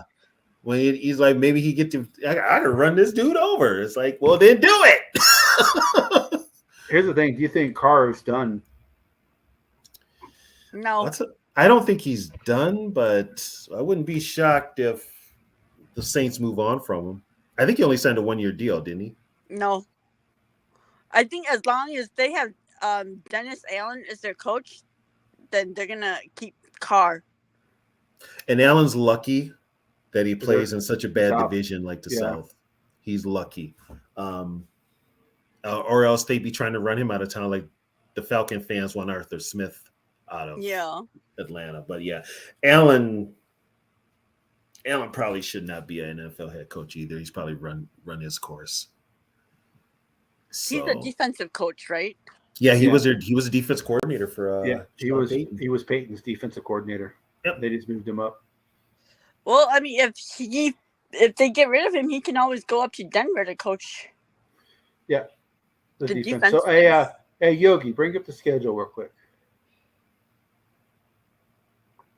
Oh, he's not in here no more. Because our game with the Packers is at US Bank, right? Yeah, that's a home game. Yep. I got the schedule right here, Curtis. So we got Denver, then we got Chicago, then we have the bye, and then we have the Raiders. Mm-hmm. And then the Raiders, we had the Bengals, correct? Yep. And then after the Bengals, we got the Lions. Lions, Packers, Lions. But you know what's different about our team this year? We haven't had that hangover after a big win like we did last year. Because this year, like after the San Francisco, we still won. After last week, we still won. We're not having that hangover. Because last year, they had that big, huge win against Buffalo, and then they got their ass kicked against the Cowboys next week. Yeah. Yeah. And then they had another. I think they have an emotional win the week before they lost to the Lions as well. Last year. Yeah, I think it was the Colts, wasn't it? No, the Colts was after. The Colts was towards the end of the year. The Lions were early in the year. No, the one they lost to the Lions was late in the year. That was late in the year. Yeah. Yeah, the one they lost to. I think it was the Colts game was before the Lions game. I think was it the Jets? We beat the Jets. We hung on to beat them. And that was Zach Wilson at quarterback, by the way. God, now I got to think back. Okay. Yeah, when they lost to the Lions, it was the Jets game the week before. Okay. And then the Vikings beat the Giants the week after they beat. Yeah, but that Lions game that we lost was kind of like because JJ did not step out. Remember, he got that touchdown called back because the ref claimed that he had stepped out, and so it got called back. But I mean, that affected the outcome of the game, I think. Yeah. So. The Bears game's Monday night, correct? Yep. So the Vikings have back-to-back primetime games. And we won't have that narrative of that we can't win on primetime because we have a different quarterback. No, they'll still find a way. They'll still find a way to put that on us. I think because they couldn't even do that if Kirk was our quarterback because of what he did against San Francisco. Right. So the Broncos, the Bears, Raiders, the Bengals, the Lions, Packers, Lions. How many primetime games do we have left? Two. They're back to back. Yep. They could flex. The other two could be flexed. They're gonna flex. They're gonna flex one of those Lions games. The Bengals games could be flexed too. Because that one still says to be decided for the start time. And that's the Saturday game, huh? And yeah. Is that a Saturday? It's December 17th. No, it's a Sunday because they play December 10th. So the 17th. They don't play any Saturday games. It looks like everything's a week. Oh. Everything's on Sunday. Yeah. Yeah, except for the Bears game, which is Monday. Yeah. So I mean, there's no time for those games. I mean, technically, we can go. We can just lose one more game. But they're, you know what though, they're feeling it. I mean, this team right now, a 5-game winning streak, 6 out of 7, that gives you some confidence. And I'd rather go into the playoffs on a hot streak than how we were, fizzling at the end of the year like last year. I don't want to do that. And I'm going to be honest, I don't know if the Lions want to face a Viking team that is focused and winning. With a chip on their shoulder. With a chip on their shoulders. The Lions' last 3 games are Vikings, Cowboys, Vikings. Yeah, I don't think the Lions I don't know if the Lions could handle that. The Lions would be the ones making, they'd probably be the ones for sure running their mouths. Yeah. For sure. Oh, it already started today when they were playing the Chargers. Oh, yeah.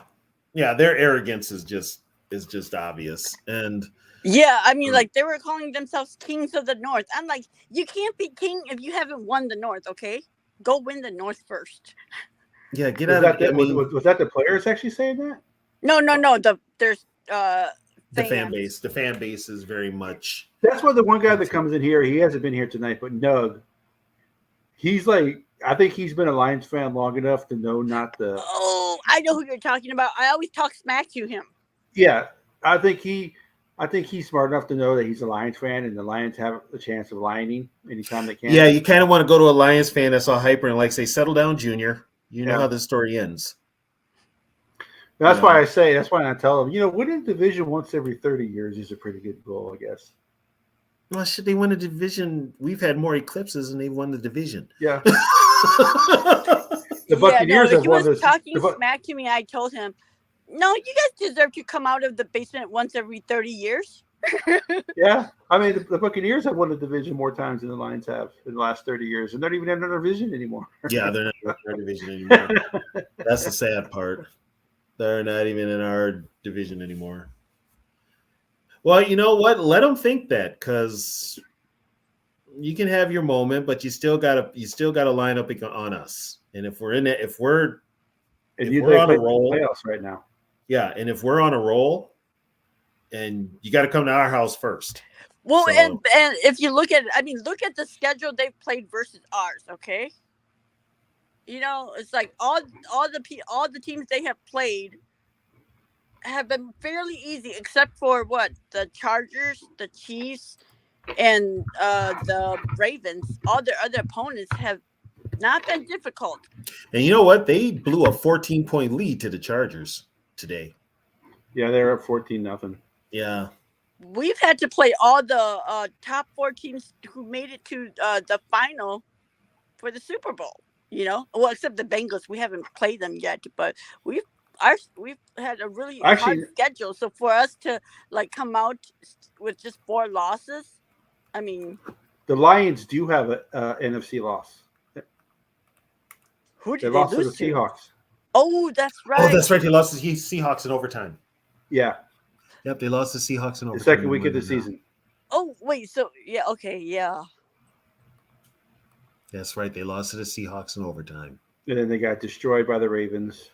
So they play the Bears Sunday. And then they play the Packers. And then they play the Saints. And then they play the Bears again. And then they play the Broncos. And then it's Vikings, Lions, Vikings. I can see them. Where are they playing the Broncos? They're playing the Broncos in Detroit. I'll tell you what, they could lose that game. And they're playing the New Orleans at New Orleans. Yeah, they could lose that game. And and of course they come to Minnesota first, then they go to Dallas, then they finish the season at home. So they got back-to-back road games. Before they play the finals game against the Vikings. And all the games are dome games, except for they're all dome games. Well, no, they play at Chicago. Oh, except for that one. Yeah, but I mean, it's Chicago. But it's Chicago. It's Chicago and it's outdoors. And Soldier Field at this time of year isn't the best. No, they're playing the week in Detroit. They're playing the week in Chicago that the Vikings are usually slated for. Oh, that's a different scheduling thing. Yeah, different. December 10th. Usually the Vikings play. Yeah, usually the Vikings are playing then. Yeah. Jeez. Or the last game of the season, the Vikings play in Chicago. Mm-hmm. But if Dallas plays against the Lions like they did today, the Lions aren't beating them. Hell, the Vikings aren't even beating Dallas if they play like they did today. Of course, they were playing the Giants, so. Yeah, I mean, they were playing a team that had no offensive line, no quarterback, no weapons. But see, that's what the Cowboys do that the Vikings don't. Is the Cowboys beat up inferior competition. Yeah, but then the Cowboys can't beat good teams either. But then they can't beat Philly. Right. They'll run up 49 and 52 on the damn Giants, but then they'll only score 20 points on the Eagles. And they got their ass whooped by San Fran. San Fran and the Cardinals kicked their ass. Yeah, Josh Dobbs beat them. Yeah. Yeah, Josh Dobbs put on a highlight reel. Wouldn't that be funny to see them in the playoffs And we have to play them again with Dobbs. I would love to go if the Dallas and Minnesota play in the playoff games and it's in Dallas. I wouldn't mind going to that game and then walking out of there doing I couldn't bullshit go. like I did last time. I couldn't go. I'd catch a case. You know what irritates me though? Like Skip Bayless. Like every time he brings up like the Cowboys and Vikings, he still talks about like how Cooper Rush came into Skip Bayless is a bitch. Yeah, I'm just like, dude, that's like 3 years ago. Like he is such a Jerry Jones dick writer. It's embarrassing. It is embarrassing. And then when he got on Chris Carter's case, telling Chris Carter he didn't have that great of a career. He's told Shannon he didn't have that great. Really, dude? Better than you, goddammit. You've been riding friggin' Jones's dick ever since he got there. Chris Carter and Shannon Sharp both had better careers than Michael Irvin. Yeah. But not according to Skip Bayless because they didn't win a Super Bowl. It's like only certain players win Super Bowls. Okay, certain teams win Super Bowls. I mean, there's been 300 and what I say in Vikings history. There's been like 600 quarterbacks that played in the NFL, and only 60 of them ever appeared in the Super Bowl. Not to win it, but appeared. Yeah, exactly. But Skip is just he's just. If I live in Dallas, I'm like, I don't even know why anybody even listens to that moron. He's always been a Dallas dick writer, and he'll be. I noticed somebody who's been very quiet this year is James Jones on NFL Network. Yeah, he's not talking too much. He's not talking too much. None of those Packer announcers are. No, because they're going back to what it was like, how we remember the Packers being shitty. Yeah, none of them are. Matter of fact, even AJ Hawk isn't. I mean, and they get Aaron Rodgers on Pat McAfee's show, but he never talks about the Packers. Yeah. What I don't get is like they all had us at the bottom of the division this year. Like, oh, we're gonna be the bottom feeders, and I'm just kind of like, it didn't make sense to me. Like, how do you come up with that? I had us, and I did not have us doing well because of the defense. Yeah, but there's no way. I figured the offense would be good, but I did not know the defense was going to be as good as it has been. But there was no way that you can honestly say that the Bears, because people picked the Bears to win the division. Yeah. Yeah, the Bears were picked to win the division by many. Yeah, I'm like, how can you tell me that you cannot pick the Bears to win the division? I'm sorry. But here's the thing. But here's the thing, though. That big of a jump from 3 games to winning 12 games. That's like a. But here's the thing, though. At the beginning of the year, the NFC North really isn't any better than the NFC South. It's really not. 7-10 would probably win the division on any given year. Yep, but we have 2 teams with winning records versus the South. They have only. They do. We do now. There's no team above 500. Right. We do now because we actually know so we're a step up. Okay. Yeah. So we're like a step up. But at the beginning of the year, I mean, you looked at this team on paper. I mean, there was nothing that told me this team was going to rattle off another winning streak like they are and have the number 12 defense, or we lose Kirk Cousins and JJ and Darisaw for some time there and can't run the ball, and you're still in the playoff hunt. You can't make that up. And they even separated themselves more today than what they were before.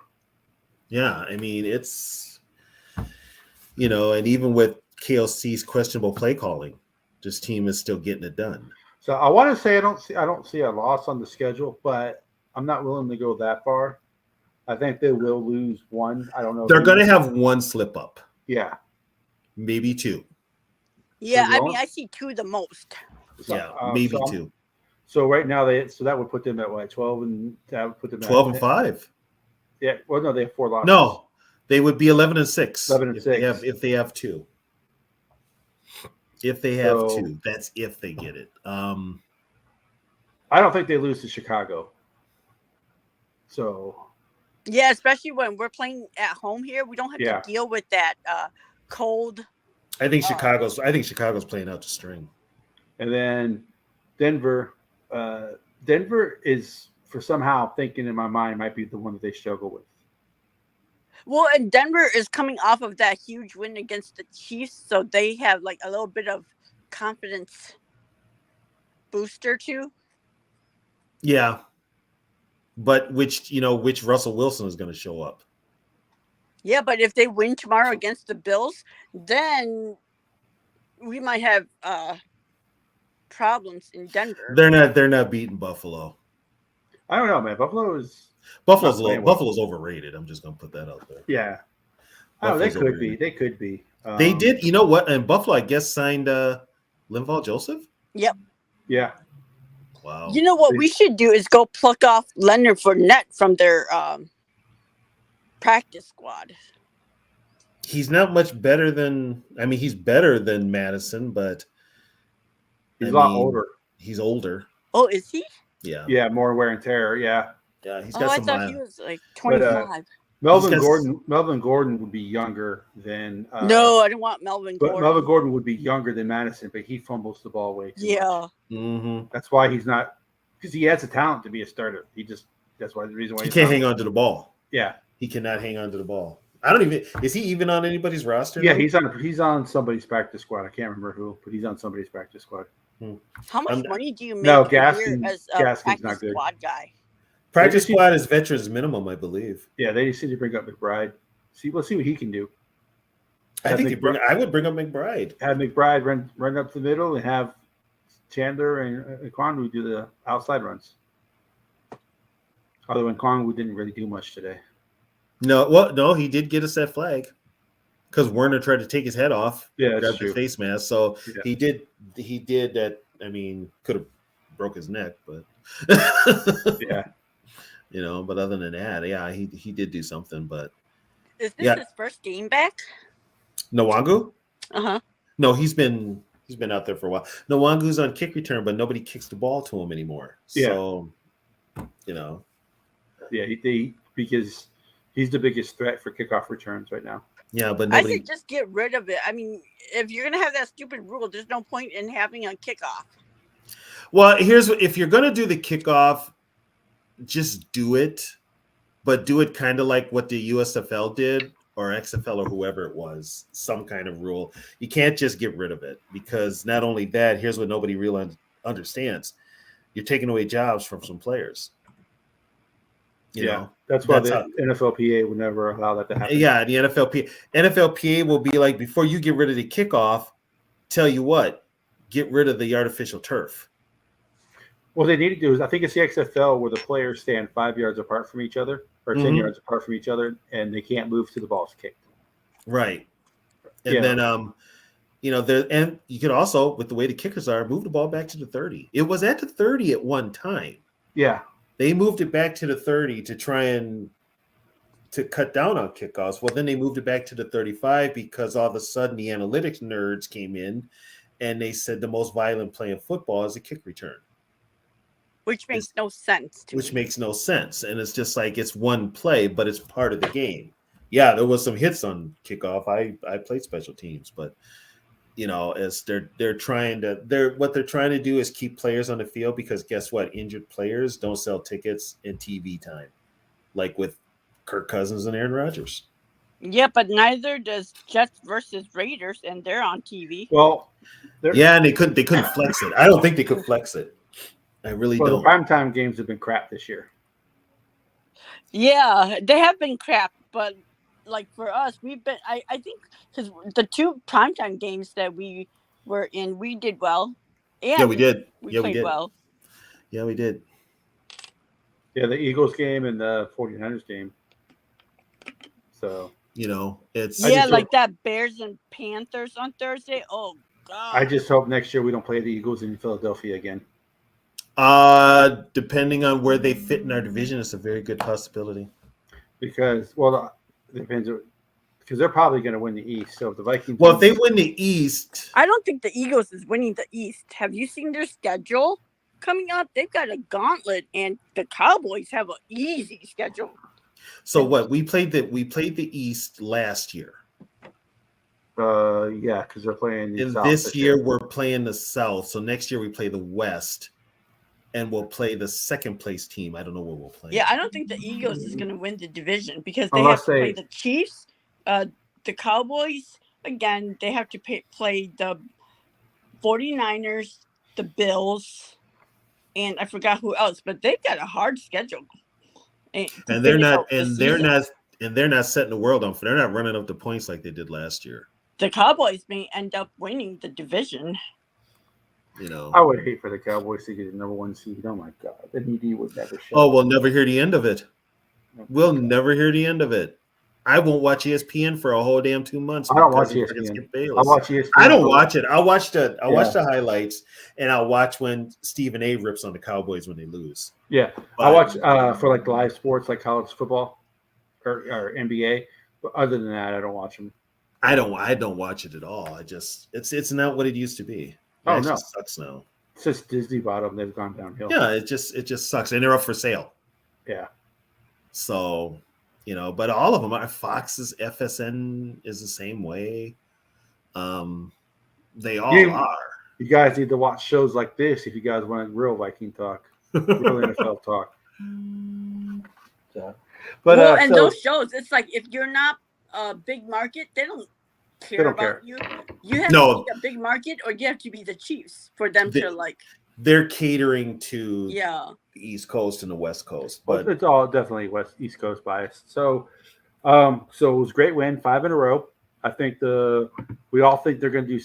We all think they're going to make 7 in a row for the break. Yep. I do. Right. So I do. Yeah, I don't see a loss. Maybe Cincinnati. Well, not if they played like they did today. Well, what, Cincinnati? Yeah, that's true. Cincinnati is just one of those teams that's just So we're saying they split with Detroit, right? That's pretty much the only loss. Yep. I'm saying they sweep Detroit. So you don't see another loss then. Mm-mm. You're not predicting a loss. I'm not predicting another loss. I'm sure they'll have one slip up, but Detroit does not scare me. Detroit does not scare me, and they could probably run. They could run the table. They could, if they keep playing the way they are, they could run the table, and that would put them at 13-4 again. Yep. And that gives them the 2 seed. You think, like last year? Yeah, they'll have a home playoff game. So, they could still have a chance to get to be the home because one wild card team gets to host a game too. Right. Well, they would be 13-4, depending on what Philly does. Philly and the Cowboys do. Yeah, Philly and the Cowboys. So that's the only other option is one of those two teams. One of those two, and I think they still have to play each other again once more. Yeah, they still got to play each other once more. But yeah, I don't see us losing right now. Looking at this schedule, I don't see us losing. They'll have a hiccup, but they could run the table. Or if they have a hiccup, is it big enough for them to actually lose the game? Because they kind of had a hiccup today, but they didn't lose. They had a hiccup, and it didn't cost them. Yeah. The only hiccup, let's see, honestly. And once again, a missed extra point or a missed field goal by Greg Joseph does not cost them the game. Right. I saw that stat again today too. But did you do know that when he misses a field goal, the Vikings are like 11-0? Yeah. Yeah. I'm like, so just have him miss every kick. Right. Just miss a kick, get it out of your system. We're gonna if he misses, you can be like, that's okay, we're gonna win. You shouldn't think that way. But I think with him missing kicks, it pushes the team to like, okay, we gotta score that touchdown now. Well, it would have been a much more comfortable win today if he would have made that kick. Yeah. But it would have been a much more comfortable win if KOC had challenged that Dobbs run because they had momentum. True. Yeah. In that beginning of the third quarter, they were moving the ball again. And if he doesn't, he needed to challenge that run by Dobbs. It was a first down. And that penalty by O'Neal really killed them. And I saw the replay on that. I'm like, that's not holding. No, he got decleated. Yeah, that's not holding. It's like, really? You can't challenge that though. Who was the Colts owner? I think wanted to we can challenge every penalty, and they voted it down. You know what, Irsay? Because Irsay's a drunk, they're not going to listen to Irsay. But he has a point. He has a point, but he's still a drunk. That's why they're not listening. But just like his dad. Yeah, it runs in the family. The guy looks like W.C. Fields. Come on. Yeah. You know, he's not. They're not going to take him seriously. All right, so we got about 6 more minutes to make it a full 2 hours. Okay. So you don't see a loss there. Do you see a loss? I see a possible loss. Denver or one of the Detroit games, or what? I'm thinking one of the Detroit games because division games are always just much harder, and our last 3 games are all division games. The 2 of them are at home, though. And yeah, the pressure, but it's going to be hard to play Detroit, Packers, and Detroit again. And here's another thing: there's no pressure on Minnesota. No, the pressure's all on Detroit. Yeah. Yeah. Because we're not supposed to be doing anything right now with our third string quarterback. Yeah, I mean we're basically playing with house money. We have no quarterback. No JJ. No JJ. A hurt TJ. Yep. A hurt KJ. That's too many J's, man. Yeah, we got a lot of J's on this team. Yeah. So I mean, yeah, I think it's all. I don't know. This does have the feeling. Someone said this feels like '98. This is not '98 because that team blew teams out. Yep. This feels more like 17 or 09. It feels a bit 09 because I have more confidence in this team than I do that team from 2017. You know what? It feels like 17 and 09, but to me, it kind of feels like, I'll even go back further. It feels like 88. They put a run in 88, and it was because the defense went from the bottom to the top real quick. And they got consistent play out of their quarterback, which was Wade Wilson. And guess what? They could not do in 88, run the ball. Which will cost them the playoffs, for the most part, our offense has, like, all the injuries. Our defense has been pretty healthy. Well, that 17 team relied on the defense, and the defense faltered in the championship game. That's why the Vikings lost. I don't think this defense is going to falter. But, you know, I kind of wonder, like, is our defense more healthy because they're younger? Well, they got bumps and bruises, and the bumps and bruises haven't taken a toll yet. They probably will as the season goes on. Well, I think that bye is coming at the perfect time. Right. But luckily, they haven't sustained any major injuries. But here's another thing, too. A lot of the defensive backs now aren't as concussed. Yeah. They're not getting concussed. Like they're actually in there hitting. I mean, Evans is hitting, Booth is hitting. You've got Blackman making plays. Our safeties are making plays. I mean, it's kind of, and it actually takes a lot of pressure off of, guess who? Harrison Smith, the veteran. Yeah. He still blitzes. He's still in the box for most plays, but the only injury now they have really on defense is Dean Lowry, and Lowry. Who? Yeah. Captain Invisible. I'd rather keep Bullard in there. Yeah, and Davenport. Davenport's the major injury. Yeah. He's an afterthought. He's not scheduled to come back until after the bye. Right. So you're still getting a pass rush. And I mean, if we make a playoff push, then he'll come in at the right time. So. Right. And once again, I mean, we're lucky. I mean, who's the last proven quarterback we actually played? Was that Mahomes?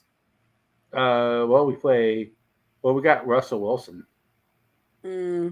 Some people would say Russell Wilson hasn't been the same since Sierra started giving it to him regularly, so I'm not even worried about him. And then we got Goff twice. Whoever the quarterback for the Bears is. It'll still be Badgett. The Bears are done with Fields. So Fields. And then we have Burrow. Aiden O'Connell. Burrow. I think Flores is going to eat him alive. We play Burrow. Yeah, we got Burrow. That's it. Burrow's a top 5 QB when he's healthy. I don't think he's healthy. He's not healthy. And he might be. I mean, he might be coming back to earth. That's another. He got paid. Well, like I said, I told Bengal fans, we've seen this story before. You guys went to your one Super Bowl, and every 20 years they go to a Super Bowl, something like that. The Bengals. Well, they got robbed in that one Super Bowl. Now that his rookie contract is up. They paid him. losing a lot of players. Yeah, they paid him. Yeah. So if Dobbs keeps playing like this, the Vikings will have the both worlds. They'll have a quarterback who's not very expensive, but he's also not a rookie. Yeah. mm-hmm. Kind of like what the Seahawks are doing right now. Exactly. Now he will get paid next year. Dobbs will get paid. Somebody will take that chance. But yeah, I think if you're the Vikings, you have to be $15 million. You think he'll get more than that? More than 15 mil? Yeah. Depending on what he does this year. It depends on the team. I mean, there are teams that are paying that much for quarterbacks that aren't even on a roster. You know? If Daniel Jones can get 40, who knows what? Thank you. Exactly. If Daniel Jones can break the bank, damn well Dobbs can break the bank. I mean, and the Giants right now are kicking themselves for giving Jones all that money. Do you think they're drafting a quarterback? Or who the hell started? No, not with what they're playing Daniel Jones. I don't think they're going to draft a quarterback. Some guy named DeVito. Yeah, but I mean, because they're going to be drafting top 5. Do you think they draft a quarterback to replace Daniel Jones? It depends. I don't know if Dabble still has a job. I think he's got leeway. Well, he played the Vikings twice last year. That saved his job. Yeah, him winning that playoff game extended his coaching life. Helps. Yeah, but I mean, this year, come on, the Cowboys ran up how many points on him in 2 games? That's got a lasting impression with Giants fans and Giant front office when you lose to the Cowboys like you did this year. So yeah, he could, but they're going to get another quarterback. They're going to. And so are the Jets. If Rodgers comes back or not, Rodgers may say, "I'm going to retire." He just said today that he's planning on coming back in December. Sure, he is. Their season will be over by then. Their season's over right now. Oh, or did they lose? Yeah, they lost. They lost tonight. They lost today. Yep. They lost to the Raiders. Raiders are 500. They're 2-0 under Antonio Pierce. Things that make you go, "What the fuck?"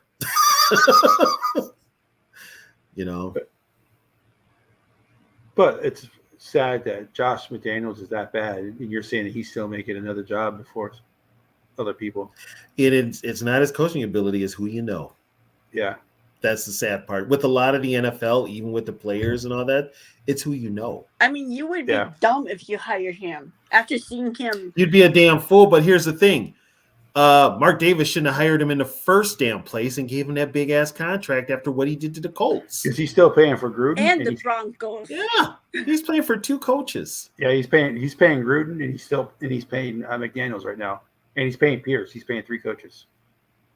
Yeah, so it's like, and the Davises are probably the brokest of all the owners. Yeah, I bet they own an NFL. They own an NFL team. That's where their money comes from. I bet you they're gonna stick with that interim head coach as their coach going for next season. It's cheaper. They can't afford to hire anybody. No, it's cheaper, and the players are playing for him. So you kind of want to stick with it. That was his mistake when because that year that they had all that Gruden stuff and they they got to the playoffs with Bisaccia. Is that his name? Yeah, Rich Bisaccia. Yeah, and then they got rid of him and brought in McDaniels.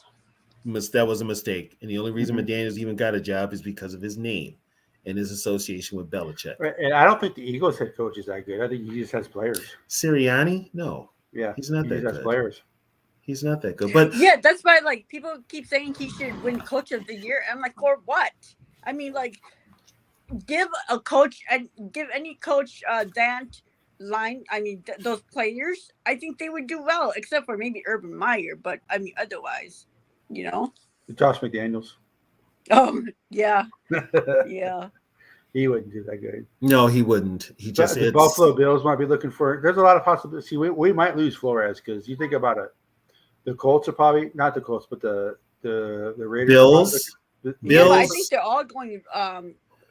offensive coaches though. I think because they Salah. had I a think defensive Salah gets coach. another year because Somebody's gonna take a chance on a defensive coach because Yeah. a lot of these offensive coaches ain't cutting it.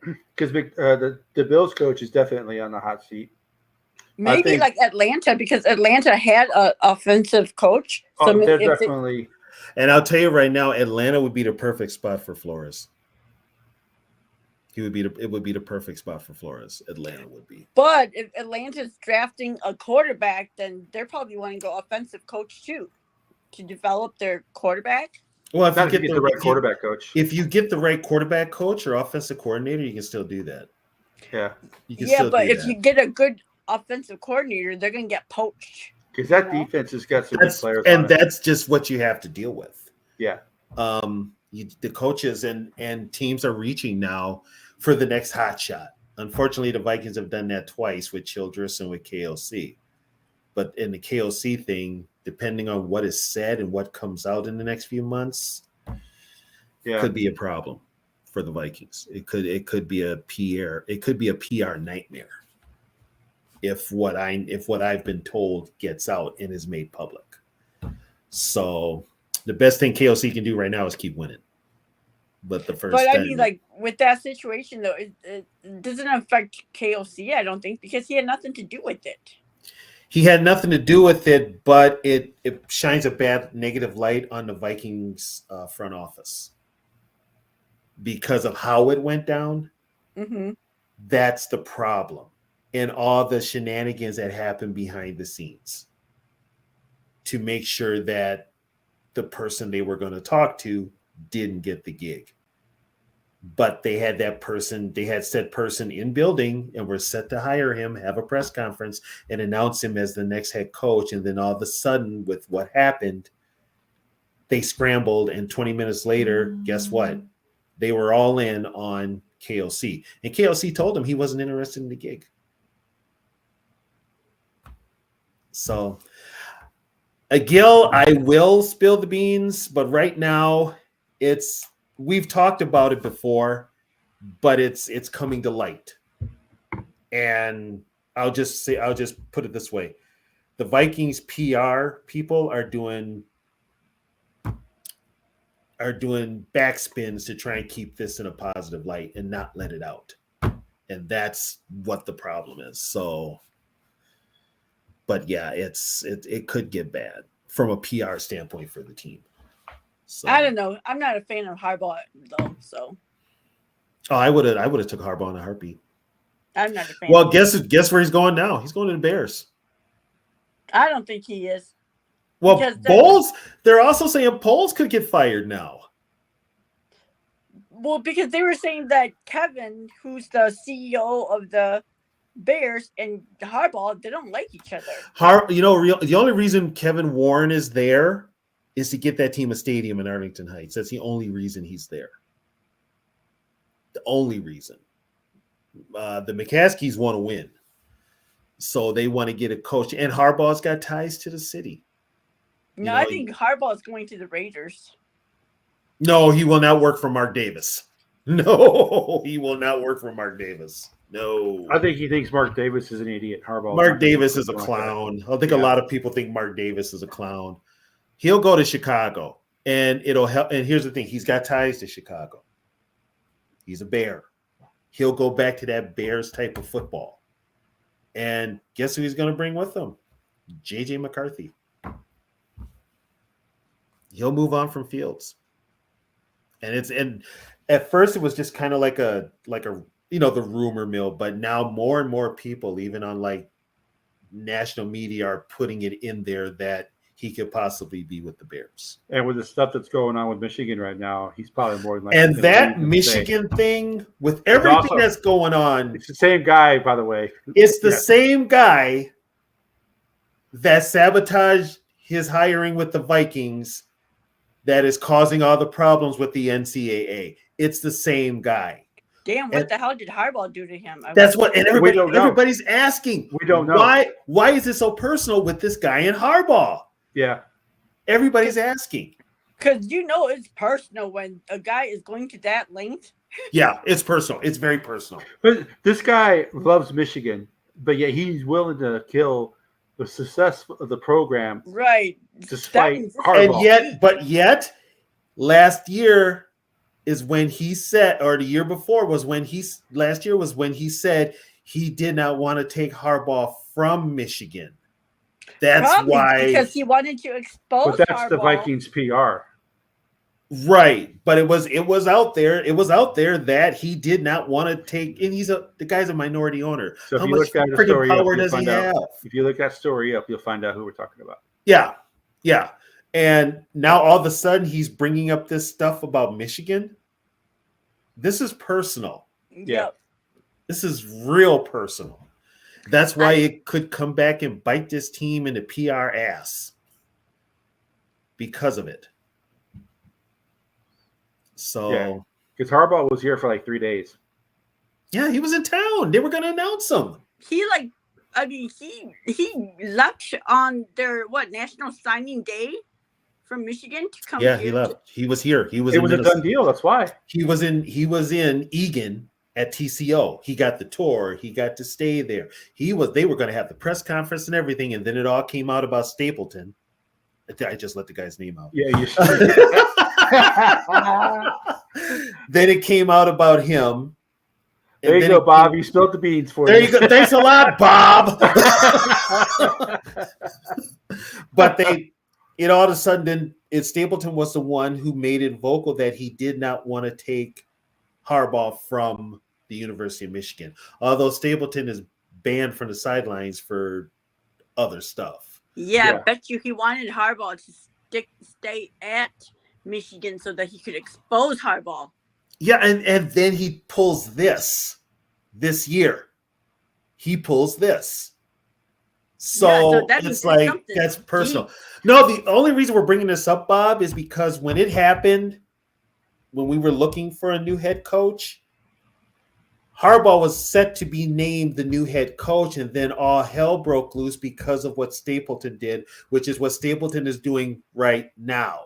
And he's a minority. And he's a minority owner. Yeah. And the Vikings and the guy who's in jail has more percentage of the ownership than he does. Yeah. Yeah. And then, but of course, the Vikings. But I mean, the way it sounds, though, he's got a lot of power then. What shouldn't have that power at all. That's what I don't understand, why the Wilfs gave him that power. And then so what did the Vikings do? Mark Wilf calls Trent Baalke, who another guy also doesn't get along with Harbaugh. Yeah. And then now you don't have anybody in town for 3 days and not hire them. You've got the press conference and everything set up, and then all of a sudden you don't hire him. That's BS. And Harbaugh was Kwesi's guy too, and he was Kwesi's guy. So the Wilfs shot down Kwesi, and then as soon as it came out, the press came out that Harbaugh was not going to get the job. Already the PR was going with the Twin Cities media. What did the Vikings do to blow this? 20 minutes later, the Vikings put out a press release saying they were all in on Kevin O'Connell. When Kevin O'Connell had told them, do not talk to me because I'm getting ready to coach the Super Bowl, which to me, I think is some sort of tampering. So, it's like, so and then if we don't know if KOC really wanted a gig or not, he might have been kind of backed into a corner to take it. Because I think you might be right, Rosie, because I think he has a relationship with Miller. Who? What's his name? KOC? No. I'm drawing a brain glass. The guy Stapleton? Stapleton? Because the comment from Frozen North says it's not about percentage, it's about the friendship with the Wilfs. Yeah, that's why I get on the Wilfs about not being football people. It's not. They're PR people. The only football guy they have is Grigskin, and he, of course, ruined Andrew Luck's career. You know what, Bob? Yeah, I think I can tell you right now, he did want roster control like Chili, but he was also going to get rid of Kirk Cousins. He didn't want Kirk Cousins. So that might have had something to do with it too. That's why they didn't hire Poles either. That's why they didn't hire Poles, because Poles wanted to blow up the roster. So which I'm kind of glad they didn't, because he's not doing a very good job of rebuilding that roster. No, he's not. And he's got more money and everything else, and he's not doing it in Chicago. Yeah, like I thought he did a horrible job because he's got draft picks. He had the most cap, and yet none of the issues were addressed, which made no sense. Why the hell did he? Okay, first of all, why the hell would you hire Eberflus? Well, and then why would you give up a high second round? Maybe Eberflus is not a coach when you could just sign him after the season. Well, remember, Fields is now Poles' pick, so that right there is another one too. But that's where I kind of like. That's why I asked the question. Even with KOC, is management in his ear about telling him who to use and give more time to? That's the only reason I can explain Madison. Do you think Eberflus is a beta male? That's why they hired him. Yeah. Yeah, now that you mention it. He's not going to stand up to Poles. He's a pussy. Excuse my language, Sarah, but yeah, he's he's more pussy than me. That I believe. Because Sarah, you said you're like what? Like 4'9", like 4'11", 5 feet or something like that? I am 4'12". Yeah. See, I'm afraid of short women. There is a 4'12". I thought a good one is 4'11". Next thing you know, you're 5 feet. No, because my friend doesn't give me the credit for being 5 feet, so she says I can be 4'12". Oh, she's a hater. Yeah. You're like a full foot and 2 inches shorter than me, and like I said, I'm not afraid of tall women. It's just short women. That's my girl's only like I mean, she's what, 5'1". Yeah, But and short girls are mean. I'll tell you that straight up. She's got that attitude. My God, she has that attitude. It's just like, okay, I'm going in the other room. It's like you're mad at the world today, and I don't know why. But yeah, I mean, he's just. The Bears are worse off now than when Poles took over.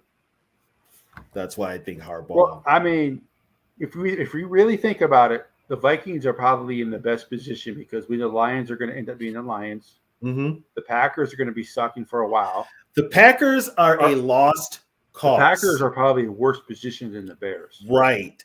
The Packers are a lost cause. They're right now, that roster, it reminds me, I'm just watching this team, and they remind me so much of those teams in the 80s. It's not even funny. Well, I mean, I'm glad that they drafted Van Ness because I thought it was such a waste of a pick. Like, why would you draft a project at pick 12 when those picks are supposed to be draft picks that come in to help your team right away? And they just extended, who was it, Gary? Gary? He's the best player. Rashawn Gary's the best player. Rashawn Gary, they extended him, but so now you got Preston Smith on the other side, and I think his contract might be. When I was listening to that Packers vent line, they don't even have confidence in their top 2 receivers, Dobbs and Watson. Did Watson play today, or was he hurt? I don't. But they're talking about the 3rd and 4th receiver. They're Packer fans. They're like, well, I'm more excited about the 3rd and 4th receiver. I can't remember their name. That's why I'm saying 3rd, 4th receivers on the team. They're talking about and somebody. Yeah, and he's like Wills or something. The guy made a good point though. He was actually an intelligent Packer fan, which there aren't too many of. Wait, how do you get intelligence with a Packer fan? Because he was saying that the Packers expected Dobbs and Watson to act like veteran wide receivers when them themselves are not veteran wide receivers. That's only their second year. I know. That's what he was getting at. He's like, they don't have any veteran presence on that team at all. Except for some of the offensive line. And that's also where the head coach steps in. I'll give KOC credit. Whatever KOC's done with the Vikings up to now, he's actually done a good job. Yeah. Locker room wise, some personnel wise. He's out there. He's not making it. He's got these guys in a position to win. LaFleur has had Rodgers and now looks lost. Yep.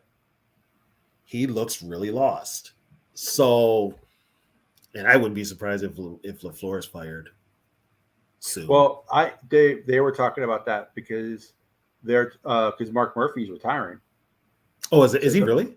They're probably not going to make any changes until after he retires. And they're talking about the head guy to replace Mark Murphy. It's Carmen Policy's son, Ed Policy.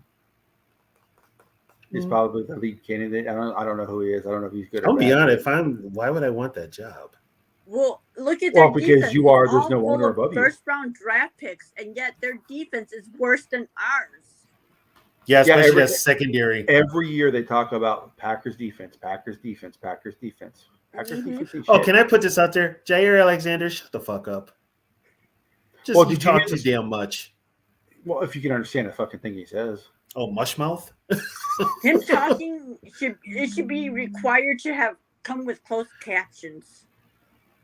Or a translator. I don't even think the closed caption machine could understand what he says. God.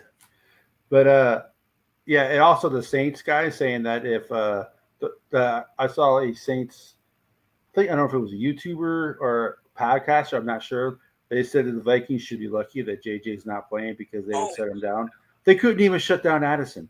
They couldn't shut down. No, they couldn't shut down Hawkinson. I bet you I saw the same one you saw, Curtis, because one of them were like, "Oh, we should be so glad that JJ's not playing because Lattimore would shut him down." I'm like, did you not see the game last year? Yeah. Did you not see the game? I mean, Jesus. Did you not see the Minneapolis Miracle? Thank you. No. I mean, my God. Packer fans are delusional. They really are. No, it's just Saints fans. Or Saints fans? Yeah, they're delusional. Yeah. Well, like what I found funny is like these last teams we played, they've all like, I don't understand how we lost to a team that were better than. I'm like, but are you? Yeah, are you really? But yeah, they talked down to us. Because our record, we had a losing record, but I'm like, hey, we're the best 1-3 team, okay? The thing is, I grew up liking the Saints. I didn't dislike the Saints until 2009. It's not because they beat us in the championship. They were dirty in 2009. It's the way that they beat the Vikings. They were dirty in 2009. Sean Payton was an arrogant asshole.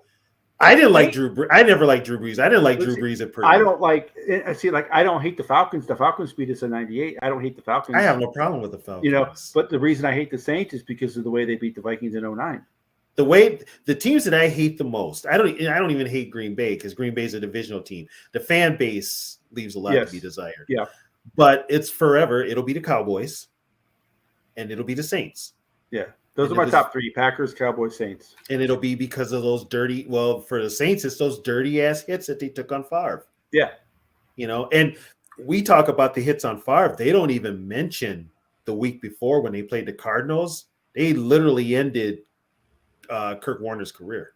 Yeah, they ended it with one vicious hit, and it was a comeback block, and it was on an interception.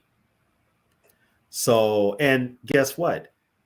This is where it's not who you know. This is where it's who you know in the NFL because Greg Williams was still getting jobs. Yeah.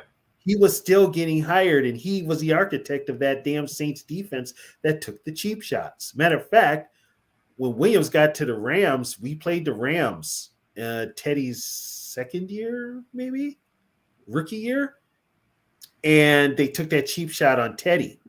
Yeah, the one where Mike Zimmer almost went across the field. Yeah, Mike Zimmer almost went across the field and was going to beat somebody's ass. Yeah, and that was Greg Williams' team. That was Greg Williams' defense. So I mean, and he kept getting jobs. Yeah, it's like these coaches. You wonder with the players, but eventually the players are gone. But with the coaches, they keep recycling them and recycling them and recycling them. Yeah, and the culture comes from the coach, not from the player. Comes from the coach. And also, and who else was on that team? Darren Sharper. On that Saints team. He's serving life, isn't he?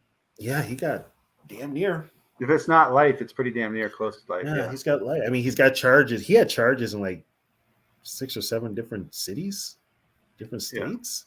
Yeah. Every travel city. I guess the only one he didn't have him here was Minneapolis. Because I didn't hear anything about him in Minneapolis, but it was all the other cities he was in. So, but yeah, so I mean, you know, and that, Come on, Bob. The Packers cannot be your second favorite team, man. Who said that? because of Favre. Well, there's a lot of respect for Favre. I never hated Favre. I hated Rodgers, but I never hated Favre. You know, but I'm not going to cheer for the Packers just because I never, you know. No, I can't cheer for a division. I can cheer for a divisional team, but you know, To but a it's certain like, point. but here's the thing though. Like I said, I don't have a problem with the Packers' history, their players, whatever, their lineage.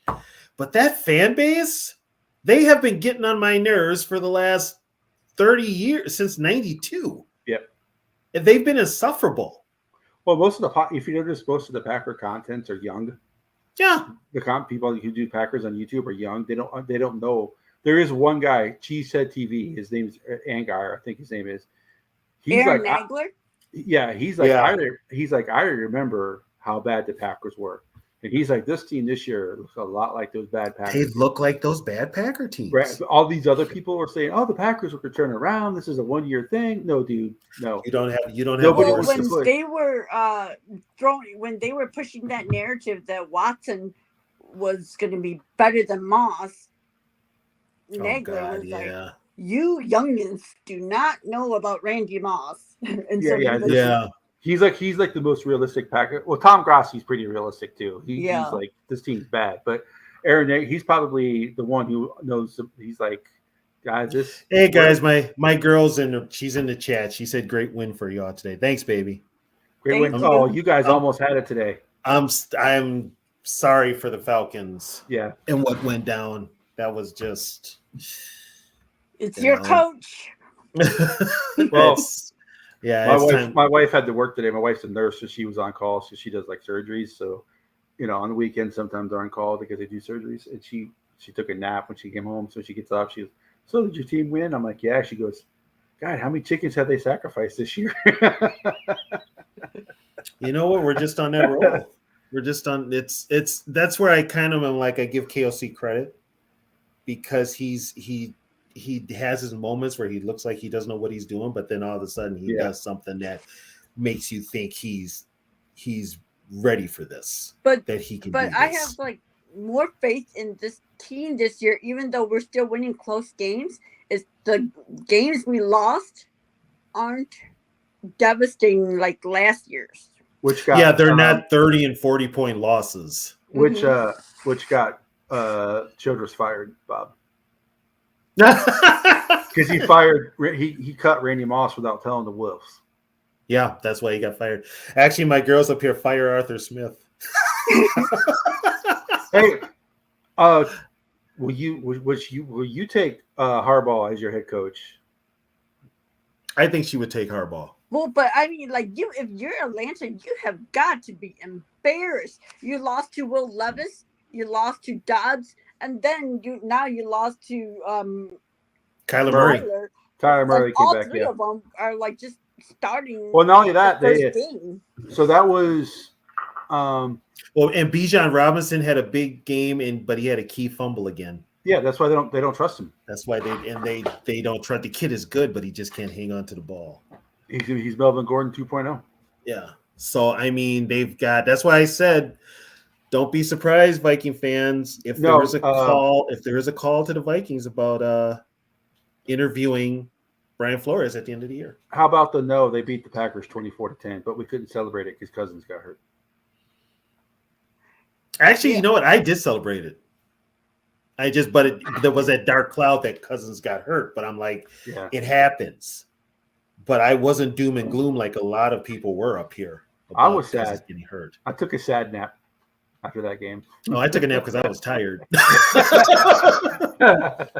I took a nap because I was tired. I mean, I did not see this coming. I'm glad it's happening, but I did not see it coming. No, this is well, I mean, the guy played for started 10 years without an injury, so no one would have expected that he would get injured. Well, I knew the injury was eventually going to happen, but what I was talking about was how they're playing after he got hurt.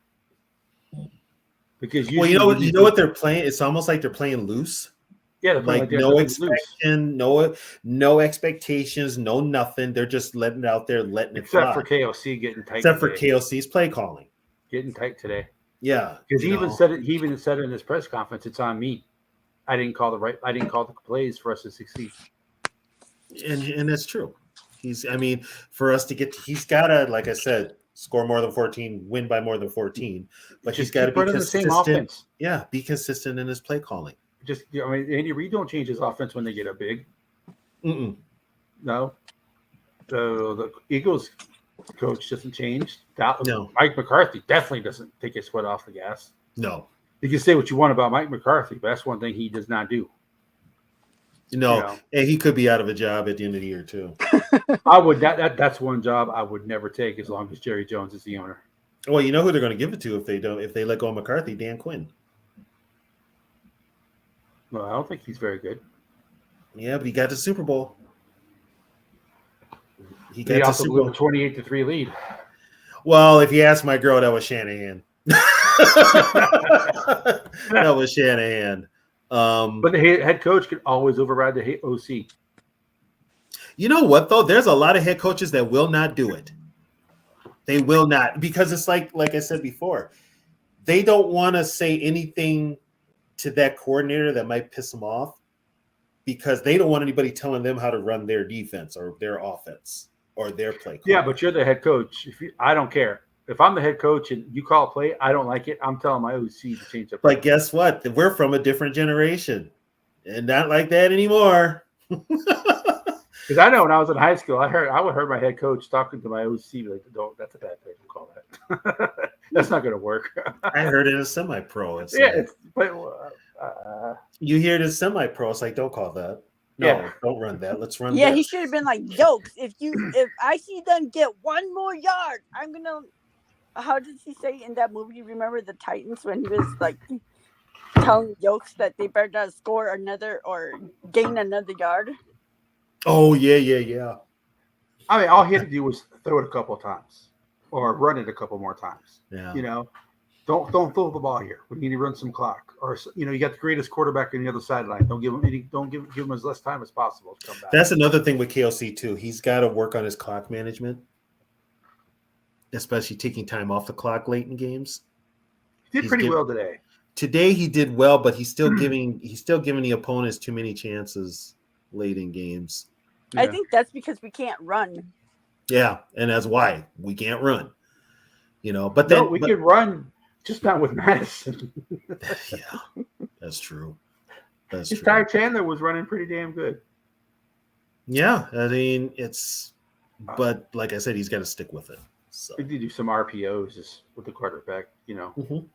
Well, and now they're going to have to be prepared too because every team's going to have a spy on Dobbs going forward. So they're going to have to. He's going to have to scheme for that. I think he can do that. Yeah, I think he can. I'm giving the guy credit. Which is killing me. But but look at how he's handled our situation with our losses at the beginning versus LaFleur. And we've turned our season around. No, right. Well, here's another thing too with KOC. This is the first time he has ever called plays. And another comment to that, going back to the Falcons. Yes, Dan Quinn's a defensive coach. Shanahan is an offensive coach. But as a head coach, I may not tell you what play to call. I can tell you to run the damn ball more. Yeah. Call more running plays. We need to run this clock. Take time off the clock. Yeah. You can't do that. Like, I'm not going to tell you to run outside, inside, or whatever. But I will say run more. We need to run more. Play clock. more ball control. Take time off the clock. Keep the defense off the field. Keep them fresh, just in case they have to go back in for whatever reason. Yeah. That's right. I think Shanahan gets way too much credit because that comes from his dad. And he got way too much credit. And we see that Shanahan needs players because everybody says, "Oh, it's a system. It's a system." No, you need players too because he's got McCaffrey and Debo and Kittle and. Well, Dabo came back today. That offense looked way different with Dabo on the field. Yeah, Trent Williams played too, right? Yeah. Yep. Everyone was back for the 49ers. No.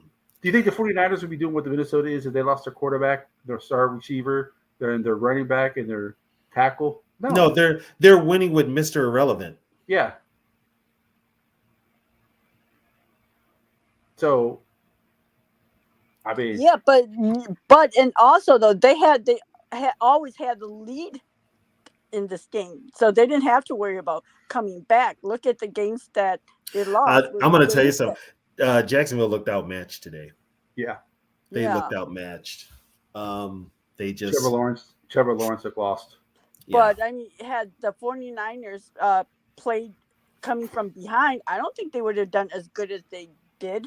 It was because they already had a lead. But here's the thing too. I mean, Minnesota literally beat up the Niners when they played them. Yeah, physically were dominant. Which Tony, you and I never saw that coming. I never thought that would happen. Yeah, I never thought that would happen. They were physically dominant. They were literally punching the Niners in the face. And the 49ers didn't know how to react. And the 49ers didn't know how to react. Because they're usually the ones doing it. Yep, they were stunned. Like that playoff game when Minnesota went to San Francisco. They beat Minnesota as bad physically as you could beat somebody. Right. Yeah, but that was with Zimmer, so we don't have that. I mean, they don't have that. But the Vikings should have been tougher under Zimmer. They should have been tougher under Zimmer. They should have been tougher. Oh, I mean, come on, think about some of the players he had. Oh, he just says, "Hey, hi to me in the hallway." He had friggin' I mean, Kendricks did that. Up. Kendricks did that. I'm like, you're lucky he even knows your name, asshole. Who are you again? Why are you in the hallway? Exactly. Who are you? Have I cut you yet? Yeah. I thought I traded you. I cut Moss. I can cut you. Yeah. It's just that whole kumbaya. And here's the thing with KOC is, and I said KOC's got to get a little tougher. He is still soft, and he still has those moments where the team looks soft, but he's got to toughen up himself. Hopefully he does. I mean, it is only his second year as a head coach. You grow. He wants to be. It's almost like he wants to be everybody's friend. He's not bitter yet. But yeah, that's true. Yeah. That's true. He hasn't done like the quote unquote like in the NASCAR world when there's a cocky young driver. He hasn't done his Talladega role yet. So I don't know what the equivalent that would be in football as far as being like humbled or whatever, but he hasn't experienced that yet. Yeah, trust me, he's the Vikings head coach. He will. If he starts getting a bunch of calls against him and it's real noticeable, he might change his tune. But he's that type of PR guy that he'll probably be like, we got to do this, we got to do that, but he doesn't pass the buck. We got to be more disciplined. We can't make mistakes. We can't shoot ourselves in the foot. Yeah. Even though we got a letter from the NFL saying that the referees missed 17 calls. Exactly. Like that Sunday night game against the Packers. Yeah. Yeah, but we should have overcame those calls, but that's on me. It's like, dude, you're not a referee, you're just a coach. But yeah, I mean, you hope he gets that figured out. I think he will. Having the type of quarterback he has right now is a big game changer. Well, and I think going through all the adversities this year it's good for him. I think he learned from his mistakes because look at the mistake he made last year with Donachel as a defensive coordinator. So he went to completely opposite to a very aggressive defensive coordinator. And one that'll probably challenge him on calls, that probably challenges him in that coach's room. Yeah. So that helps.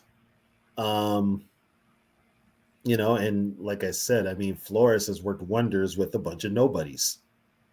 So I mean, there is talent, but yeah, you wouldn't consider coming into the season. But here's the thing, though: that talent that we have on defense, they're all backups on other NFL teams. Well, not the safeties and not the defensive ends, but other. Bynum's not even a safety. Bynum's a corner. Well, but I think Metellus would start. Harrison definitely would start. Well, outside of Harrison and Daniil. Yeah. Wanham would probably start on some teams. Murphy. No, Murphy does not. No, Murphy should not be starting. Yeah, he shouldn't even be starting Period. for us. I think He shouldn't even be starting for us. Yeah. He's at times a liability. But I mean, we got Pace, man. Come on. well, Pace, and see, I don't understand how Pace does not get drafted. I don't understand how, Size. It's his size. It's the only thing you can think of. and that's nitpicking. That's really because most of your linebackers aren't much bigger than him nowadays. So I mean, and if he looked, I mean, he got there was that long pass that he got beat on, but he was not that far away from the receiver.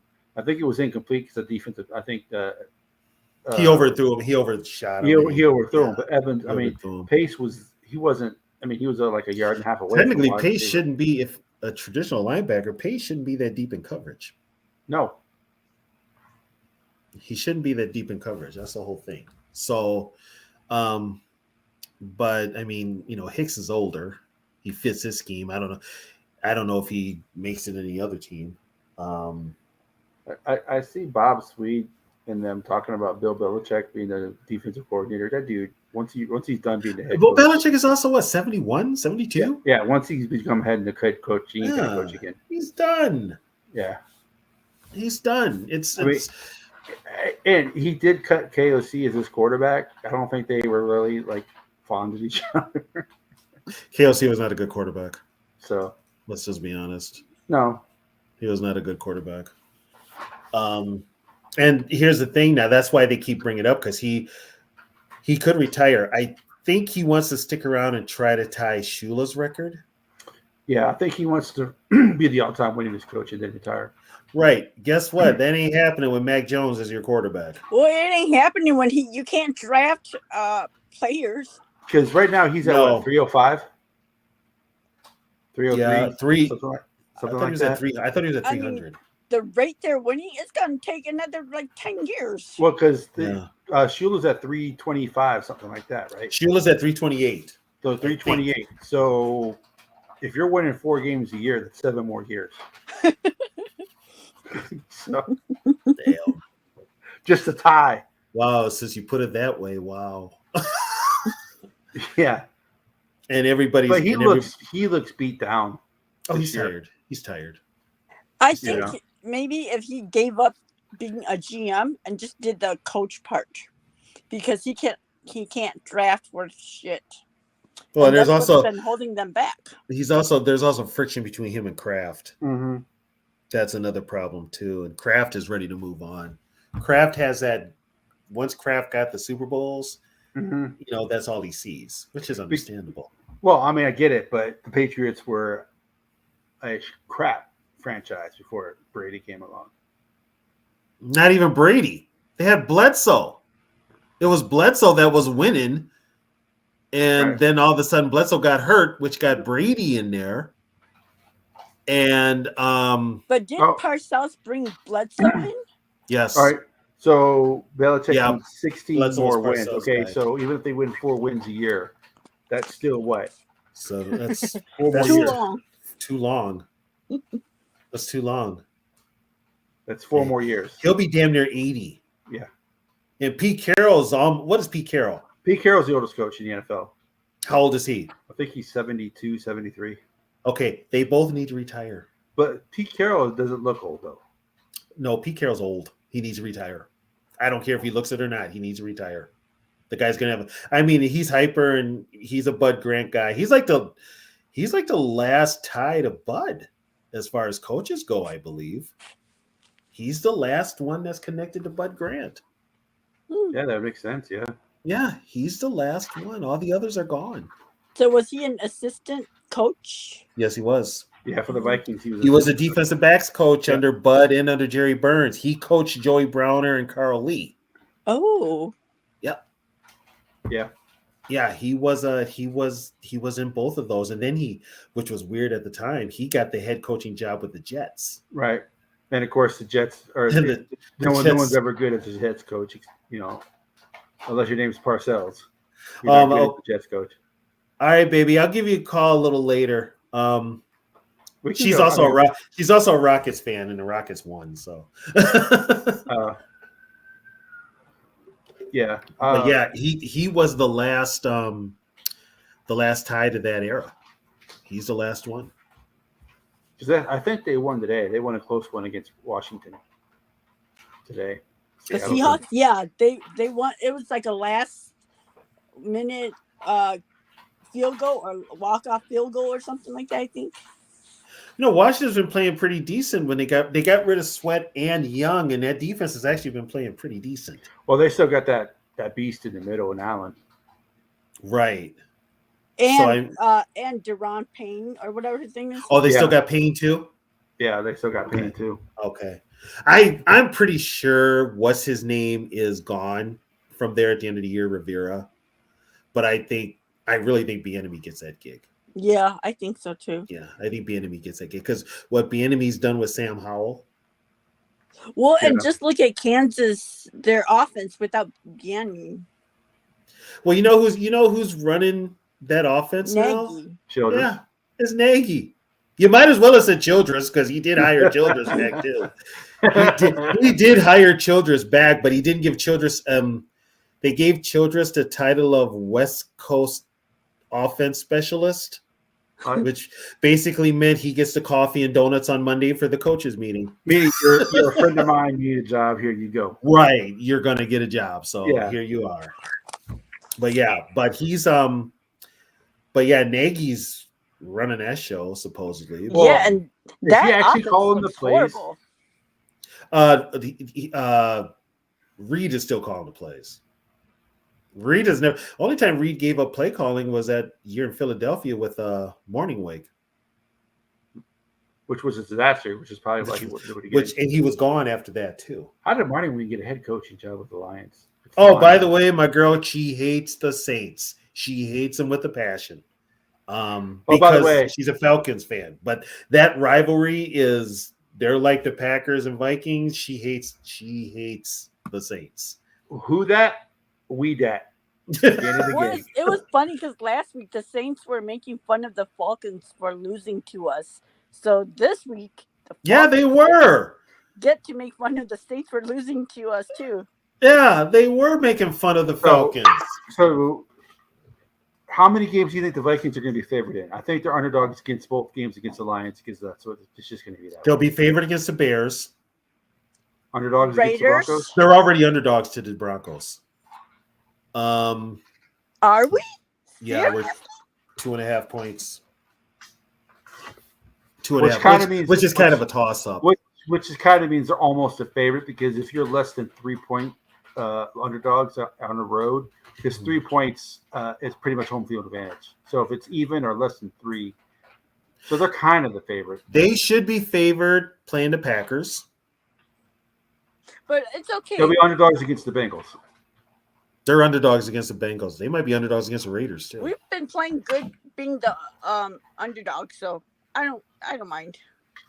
Yeah, they're guaranteed. The ones that are guaranteed to be favorites are the home games against the Bears and the Packers. We don't have that pressure, you know. Mm-mm.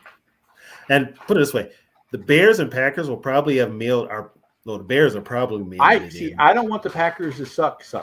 I want the Packers to win 6 games so they keep. I want them to suck, and suck some more because it doesn't matter who they draft. They're not going to have the luck that they had with Favre and with Rodgers. Them days is over. And they didn't draft Favre. They didn't draft Favre. I saw somewhere earlier where a Packer fan says, "Come on, man, we can't draft quarterbacks. We drafted Favre and Rodgers back to back." I'm like, "No, you didn't." No, Atlanta drafted Favre, and Glanville was the idiot that traded him to you guys. Right. If it wasn't for Ron Wolf, because he was in love. I mean, because Glanville was in love with Chris Miller. Yeah, Mr. Concussion himself. He wanted a veteran quarterback. Yeah, he wanted a veteran quarterback. And here's the thing: they traded for Favre. Favre didn't play for the first 4 games. No, Mikowski was a starter. If Mikowski doesn't get hurt in the Bengal game, and the legacy started with Brett Favre, the comeback king, you don't know what happens. Yeah, we don't know what happens. So is Dobbs Favre 2.0?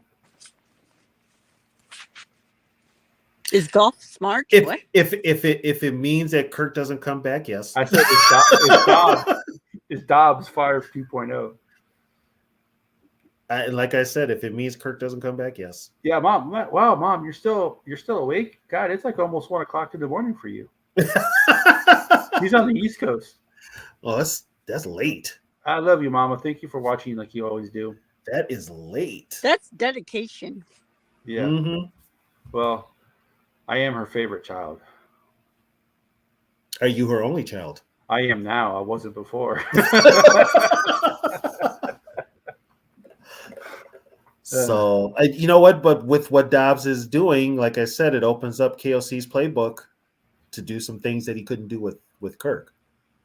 So, all we can do is just wait and see. But we have to stay on the road where we have to we have to play like our backs against the wall. Don't take anything for granted. Play mistake-free football. Play like you have nothing to lose because Play like you have nothing to lose. And avoid as many injuries as possible. You're going to get injuries. You just got to try to avoid them. So I seriously see us running the table. I'm just being honest. I'm shocked at how like our team this year actually has depth versus last year. Yeah, I think last year, it's safe to say last year was a feeling out process. And they got lucky They won a lot of games we had a lot of luck last year. This year, we're actually winning the games, whether it be by the same amount whether it be by like 7 points or more. We're actually winning these games. There's no luck involved. We're actually outplaying these guys. And I mean we're losing even some of the games that but they then we're lost. losing like like I don't know, like legitly, where we're not getting blown out any we've been in every game this year. Right. Every game. We did like last year, the games we lost, my God. That's why I told people, if you really want to look at that team last year, don't look at the 13 wins. Look at those 4 losses and how lopsided they were. That kind of gave you an idea of what this team was. Because this year, I think the most we lost by was 8 points. Was it? How much we lose to Tampa Bay? No, it was 8 points. We lost to the Eagles 34-28. We lost to Tampa Bay. It was 17-20. Yeah. They 3 only points. lost by 3 points to the Bucks. That's why I'm saying even the games that they've lost, the only team they really did not play was the Eagles. And the Eagles used the old ball control and running the ball. And we had 4 turnovers in the first half. Yeah. Yeah, we could not hang on to the ball for the life of us those first 3 at games. halftime, it was like we were up 14-13, wasn't it? What's that again? Like at halftime in the Eagles game, weren't we up 14-13? Were we winning? It was 13-7 at halftime. Oh, yeah. The it Eagles was something were winning close like that, I thought. The Eagles it was the Kansas game that we were up 14-13. I think it was the Chiefs game that we were leading. It was 13-7 at halftime. The Eagles scored 14 in the third. Mm-hmm. The Vikings scored 14 in the third. So it was 34-28. What's the final? That's 6 points. Yeah, that's 6 points. And then, I was thinking the Kansas game because we were up at halftime. They lost to the Bucks 2017. Chargers game was by 4 points. Then they beat the Panthers, and then they lost the Chiefs by 7. Yeah. Curtis, you controlling the chats? Yeah. Put up what Trisha said about me last year with this team. Yeah, that's why she does not want Kirk Cousins down in Atlanta. Yeah, Kirk Cousins is better than what they have. But she heard me talk about Kirk Cousins, so she wants nothing to do with him. Okay, so would you rather have Kirk or Desmond Ridder? I'm asking her. If it was up to her, she'd bring back Matt Ryan. That was her guy. No. Her choices are Desmond Ridder or Kirk. I think anybody would choose Kirk Cousins in that situation. Except me, I take Desmond Ritter. I don't know. I just with the with neither. She's like, hell, I'll go out there and take the snap. She has said that. She's actually said, "Let me out there. I'll get them mofos playing." She has said that to me. It's like, okay, honey.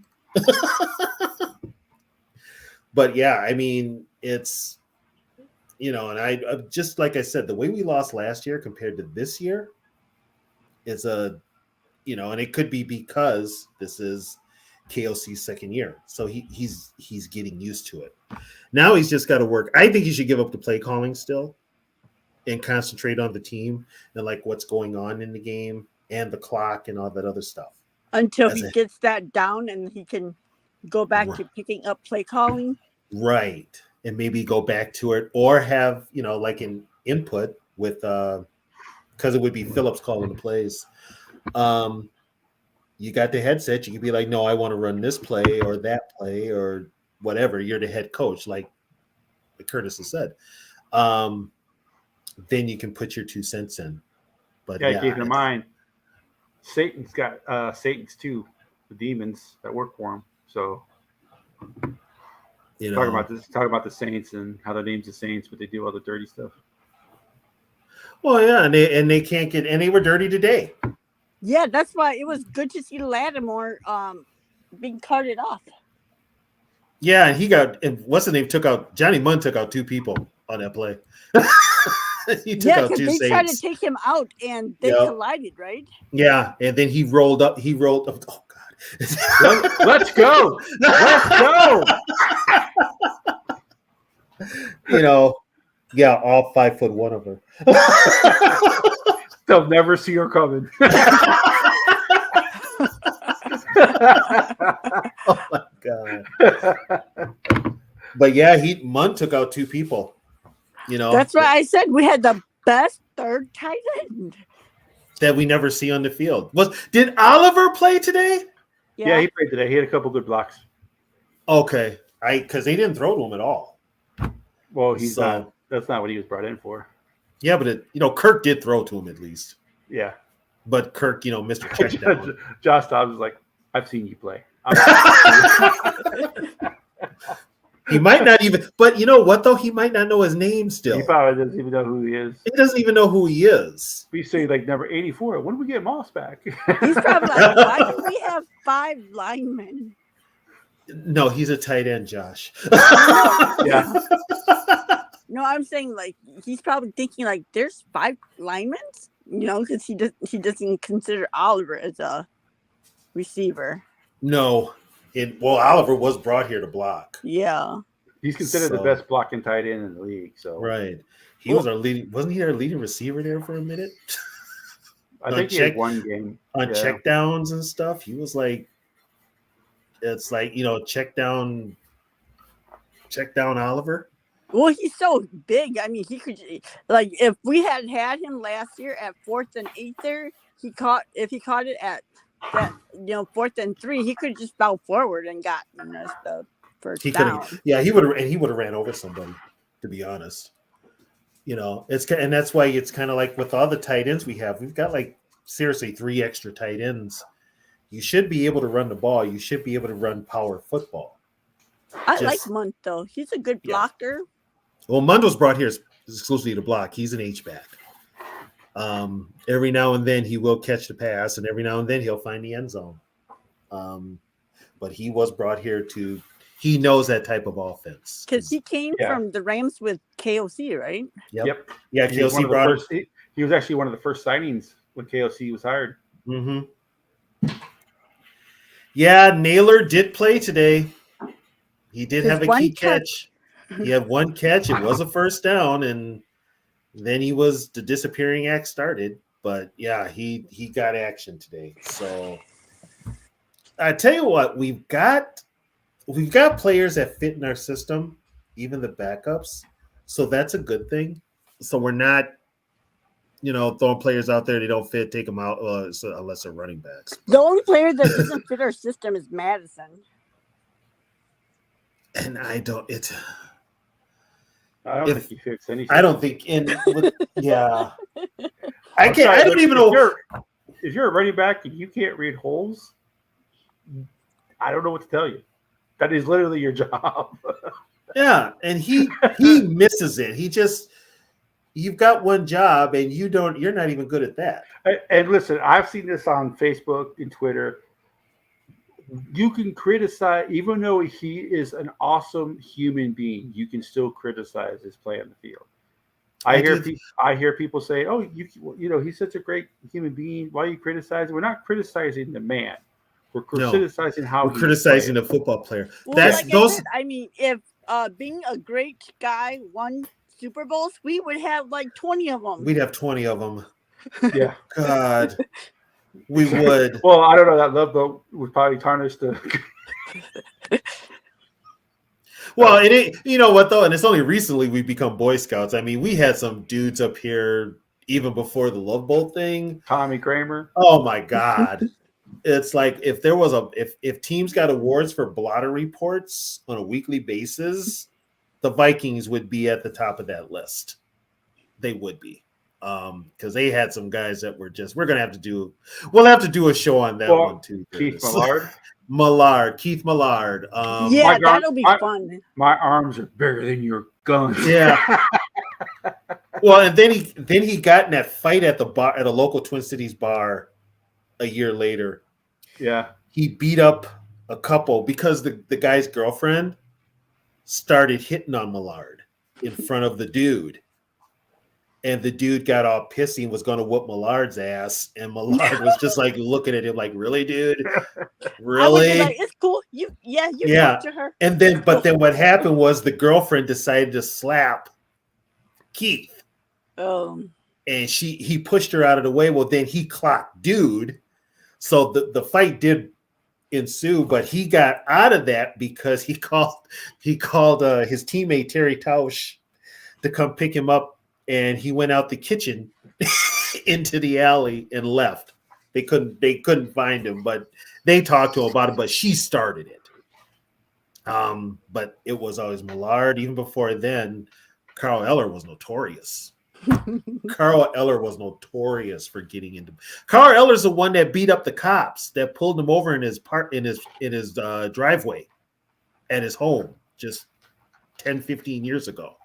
Maybe even longer than that, but he beat up 2 cops. And I'm like, Carl was damn near 70 then, and he hadn't had a quarterback sack in probably 20 years, but he's going around these guys like they're wearing Packer and Lions jerseys. Yeah, I don't think because TV doesn't really do it justice. I don't think people realize how big NFL players are.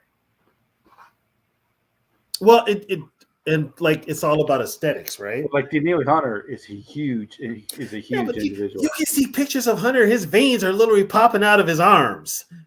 So that right there tells me not to fuck with him. I mean, the guys got touch your girl. Just let him. Yeah, matter of fact, I'll push her over. That's like, oh, baby, talk to him. No. But I mean, I don't care how big the dude is. The dude goes after my wife, and he keeps going after my wife. I am going to defend my wife. Yeah, and the thing with Millard was she started it. Yeah, he was playing a little game, and that, and Keith didn't fall for it. That was the whole thing.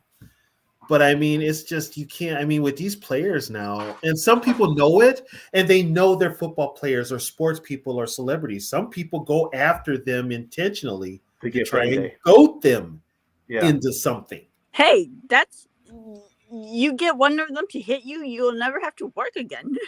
Yeah, he won't, and that's true, and that's what they try to do. Because guess what? It's going to be a lawsuit. Only problem is everything now is on camera thanks to your cell phone.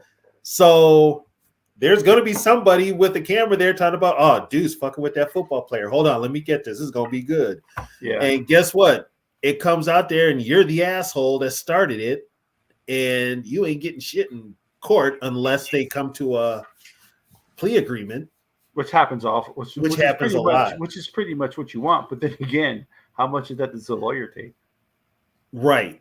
That's another thing too. Like But my it's already out there. Your ass got kicked My because you started it. My sister-in-law is an attorney. She charges $250 an hour. That's before any money before you win any money or anything like that. And So, but here's the thing now, and they brought this up on one of the telecasts. I don't think it was a Viking telecast. There's a lot of NFL players that wish they were NBA players, and they look the part of an NBA player. We got a lot of wannabe NBA players in the NFL. yeah. We don't have even the linemen. I mean, they're not like big guys, like muscular, like they look like offensive linemen. They look like fat guys that you took to the buffet with you and ate a little too much, and now they can't wear their jerseys anymore. And the jerseys are skin tight. So, matter of fact, we'll see one next week. The lineman for the Broncos, Meinertz, he doesn't even fit his jersey. I would have if I had a son and he wanted to play sports, I'd push him into baseball.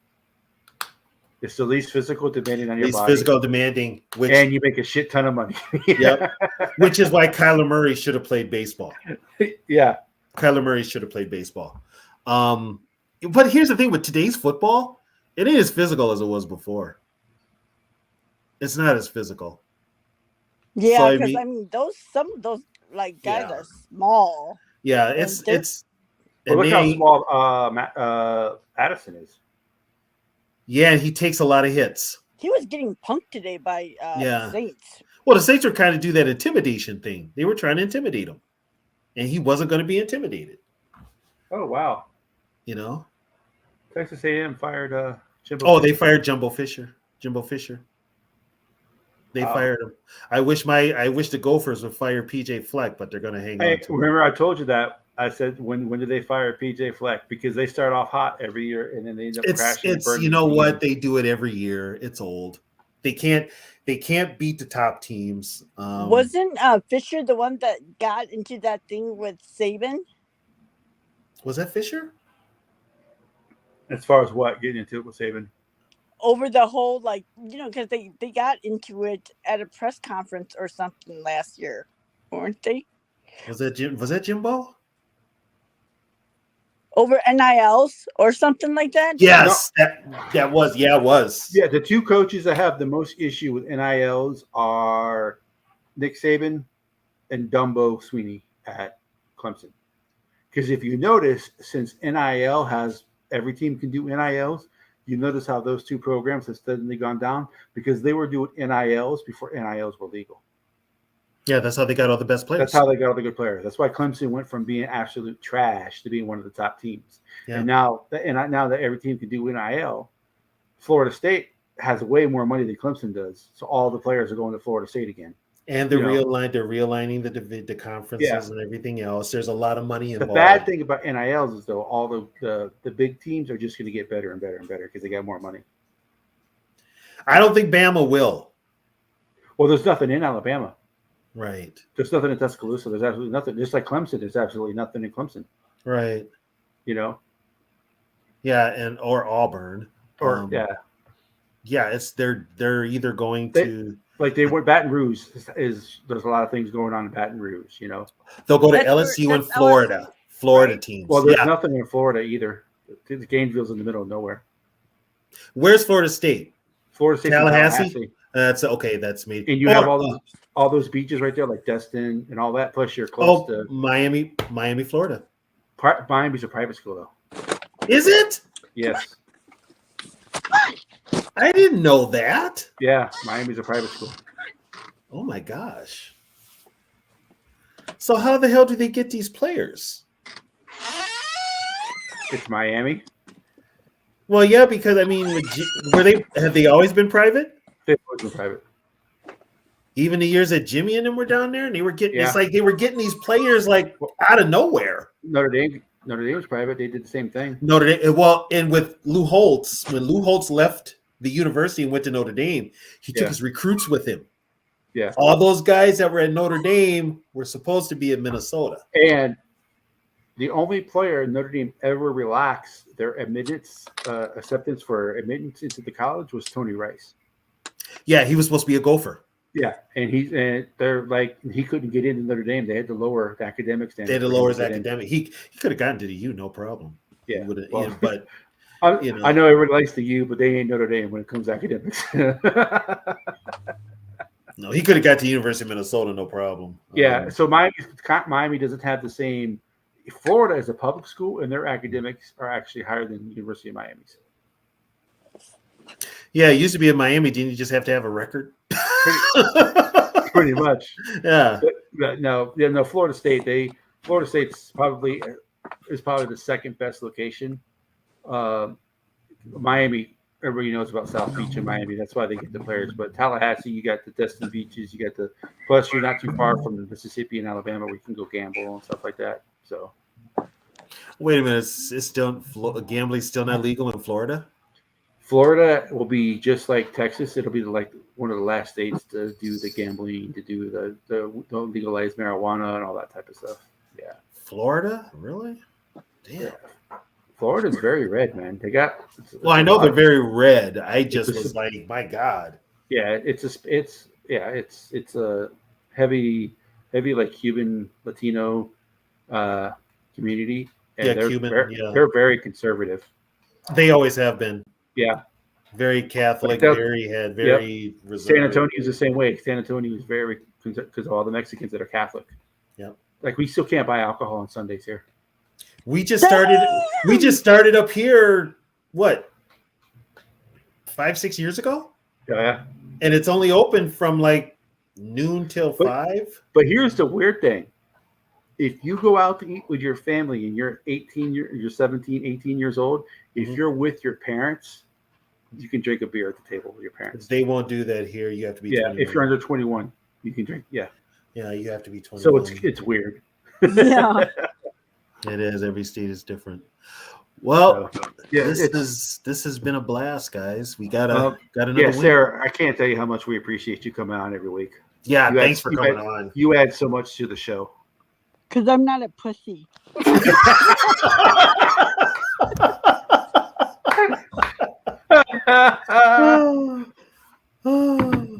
Hopefully we don't get in trouble because I said that word. Yeah, there's no warning on it. That's why I was kind of like trying to watch what I said, but sometimes I have to drop a few F-bombs. Yeah, I enjoy it. That's why I come on Sunday nights. Well, I think they care less about cuss words as opposed to that because I put on here not safe for children. And if those kids are still awake for school tomorrow, it's like the parents' fault. Yeah, what are you doing there, mom and dad? Oh, don't get me into modern day parenting. Yeah. That's a different show. But right. I mean, we're what, 5 in a row now? Yep. Yeah, so we are 6-4, 5 in a row. So you're saying they go 13-4 2 years in a row? I'm thinking, I think they run the table. A legit 13-14. Legit, they're actually going to beat teams. They're not going to have this luck and the ball bounces their way. They're going to make their own luck, but they're going to beat teams. They're not going to leave it to chance. They're actually going to go out there and beat some teams, which is you're not hearing anybody say frauds. No. If they put it this way, they run the table and they're legit wins. And when I say legit wins, you're winning from start to finish and you're dominant in that process. You're no longer frauds. You're somebody that I worry about in postseason play. Yep. I agree. That's just, you just have to look at it that way. Will they have maybe a slip up or two? Possibly. But this team right now is feeling something. This team right now feels that momentum, and they feel like, what? Screw last year. This is this year. It's a different team. So we're doing things differently, and it's working. And it seems like they're doing more with less. Yeah, actually they are. Yeah, they really are. Especially on the defensive side of the ball. That defense right there, and they're going to have their moments where they're going to let off some big runs. They're going to couple of passes, but for the most part, they don't stay in that rut. They regroup quick and they get back on the ball, and they're hitting people in that secondary. Yeah, they are actually hitting people. So there's a whole different mentality with Flores. I would like for KOC to get that kind of mentality on the offensive side of the ball. Like I said before, you switch Madison with Chandler or in Nwangu or bring up McBride, but you got to get that running game started and let Dobbs be Dobbs. Well, Dobbs has that swagger to him. He's playing with house money. Yeah. He's playing with house money. So he has swagger. He's not playing with that Coles cash. No. And also, I got to bring this up. I'm going to bring this up. With him winning these 2 games, it has shut up a lot of the Kirk Crusaders, which is, I'm going to be honest, it's nice. Because those were the same people that wanted to see this team go 0-9 the rest of the way because of Kirk not being there. But with Dobbs, the whole narrative has changed. Yeah. I never want this team to go 0-9. I never want this team to go 0-9 either. Yeah, and even with Kirk, I didn't want. And a winning record wasn't guaranteed with Kirk. My God, how long has he been here? Yeah. I mean, like, honestly, for me, it's like, I don't care who's at center. Just win. I prefer a tougher center, but, but you know what? Things are working. We can't complain. It's another win, another week. We beat a team that we were underdogs to, believe it or not. Well, and winning just makes people happy. Yeah. It starts a culture, and I can guarantee you with KOC, no matter how they won last year to this year, the culture is there of winning. They've just got to get those meaningful wins in the playoffs. So Tony and I, we have a show Wednesday night, Vintage, talking Vikings history. Mm-hmm. What's this week's topic? We don't know yet. We'll probably Wednesday at 5:00 in the afternoon. How what are we talking about today? I don't Viking know. felons? So, but God, I don't know if I used to have like a sheet of convicted guys. I don't know if they have enough, but we'll figure it out. I'll put it in the thumbnail when I create it, and then we also have our bi-weekly show. I'm gonna say I did think about talking about the top 10 Viking running backs. So when we could run the ball, put it that way. Yeah. that'll bring back some memories. Alfred Anderson. I liked Alfred. He was a good guy. And then so Friday we have our bi-weekly status of the NFC North. So that's going to be a good show. That's going to be very interesting. What time is that one on? That's I think around the same time, 8:30, 9 o'clock. Oh, okay. But it's a Friday night, so yeah. But there's other content creators that are out there. Right, and then earlier. I don't know how many other people are doing it because it's Sunday Night Football are doing a post game show, but we are definitely doing our post game show after the game. I don't know if I'm gonna do the live broadcast like I did last couple of weeks, but I haven't figured that part out. But we're definitely doing the live. We're definitely doing the post game show Sunday night, probably around. Yeah, I've been enjoying you guys Sunday night. So that'll probably be around 10:30 or so, probably. Right. Well, depending on when the game gets over, it'll probably be over maybe by 11 Eastern. Maybe even sooner than that. Depends on which Broncos team shows up and which Viking team shows up. So, but yeah, we'll definitely be on. Yeah. So and those will be our shows. Tony got Tony Takes too. Yeah, I'll do that. I'll probably do that tomorrow morning, and I'll have it uploaded. It's on my Facebook page, and I'll put it on Yogi's page. Also. Yeah, the 24/7. Right. Yogi show. Which is the last few weeks I've actually been pretty complimentary of KOC and even Kirk, which is weird for me because last year they got on my last nerve. Yeah, that's weird for me too, hearing that from you. It's weird for me to say it. I'm literally, even when before Kirk got hurt, I was like, okay, I can't rip on this guy. He was at playing least top right 5 now. level when he got hurt. He was playing top 5 level when he got hurt. I still get on KOC for his play calling, but there are times where I'm like, okay, KOC, it's almost like on the job training with him. So he's kind of getting it. I still wish he'd give up the play calling, but I can't really see anything to be, that negative about. And he's done the best with what he's been given, which isn't a lot. So, but yeah, I'll probably put that out tomorrow. So here's my last thoughts. Let's see if we make it onto the power rankings tomorrow. Why do we even have power rankings in the NFL? That is so high school. Well, we know it's. Let's see. I can see it right now. It's going to be Eagles at 1, Chiefs at 2, Lions at 3, 49ers at 4, and Cowboys. Cowboys at 5. So we've got to be in the top 10. No, they'll probably still have. They still had the Saints above us last week's power rankings. Well, that's not going to happen this week. I think we move into the top 10.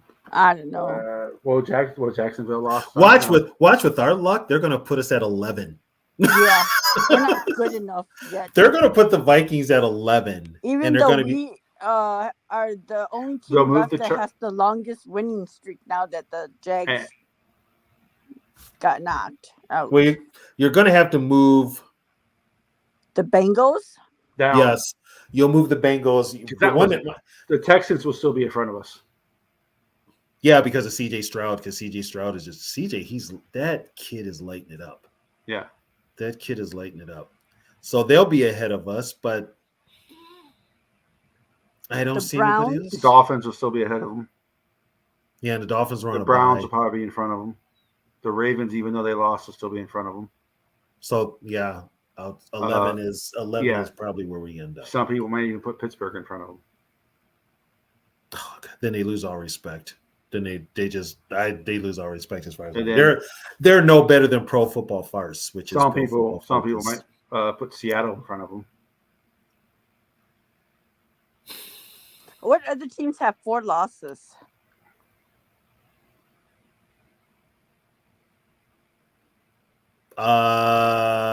Besides us, let's see. The Bills. Yeah, the Bills. Yeah, it could be the Bills. So the Bills are 6-4.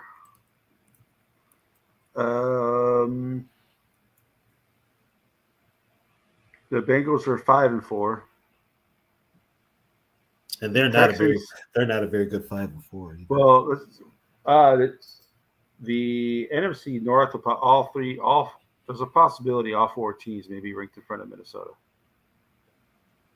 Because the Ravens are 7-3, the Steelers are 6-3, the Browns are 6-3. Steelers are 6-3? Yeah, that's what I said too. How are they scoring? Well, what am I missing? And the Bengals are 5-4. The Chiefs are 7-2. They're the only team with above 500 in the West. The Dolphins are 6-3, and the Bills are 5-4. So all those teams. So that's 1, 2, 3, 4, 5, 6, 7, 8 teams, and the Jaguars and the Texans. So that's right there. That's what 9? I'm telling you what. The Jaguars fall out. And I think the Dolphins are kind of Eagles, the Eagles and the Cowboys, the 49ers, the Seahawks, the Lions.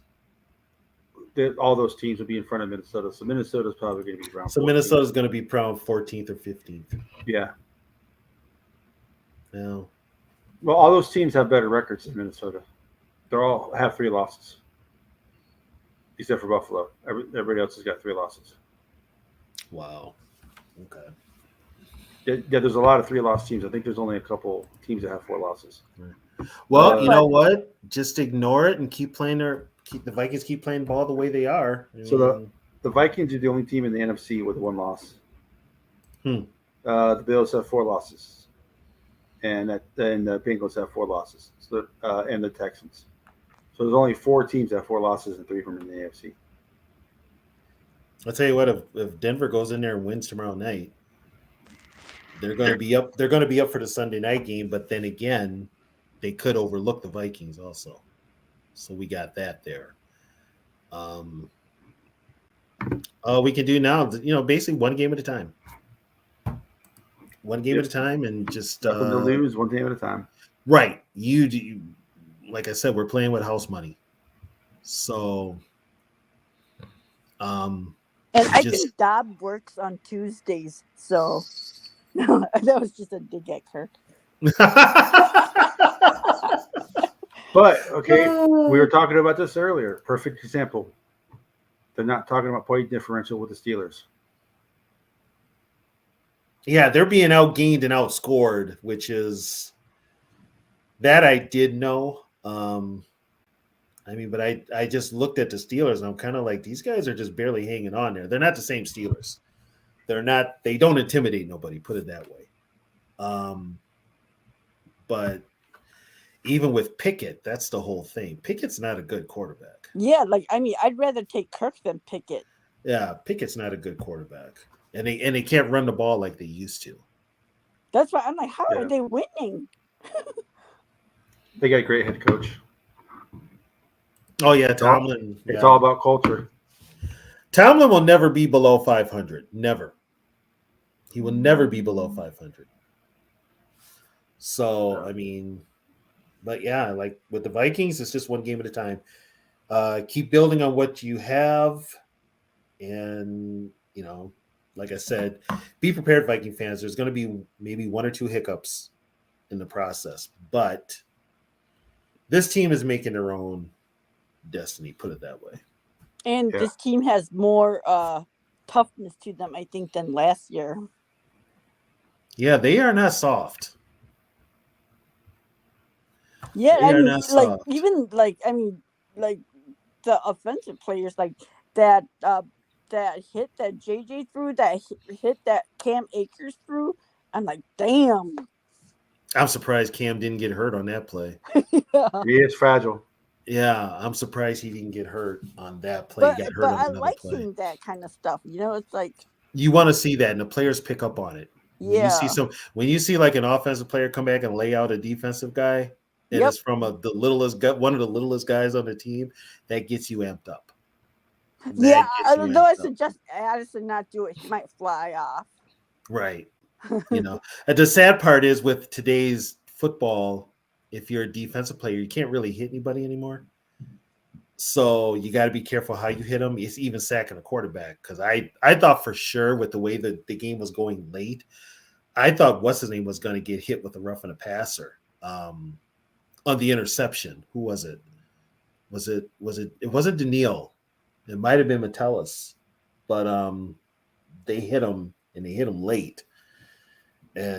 But it wasn't late. It was just as soon as he got rid of the ball. But I was so worried they were going to throw the flag on that play. Oh, yeah. But then it ended up being like a 5-yard penalty or something only for illegal or whatever or something. Yeah. Right.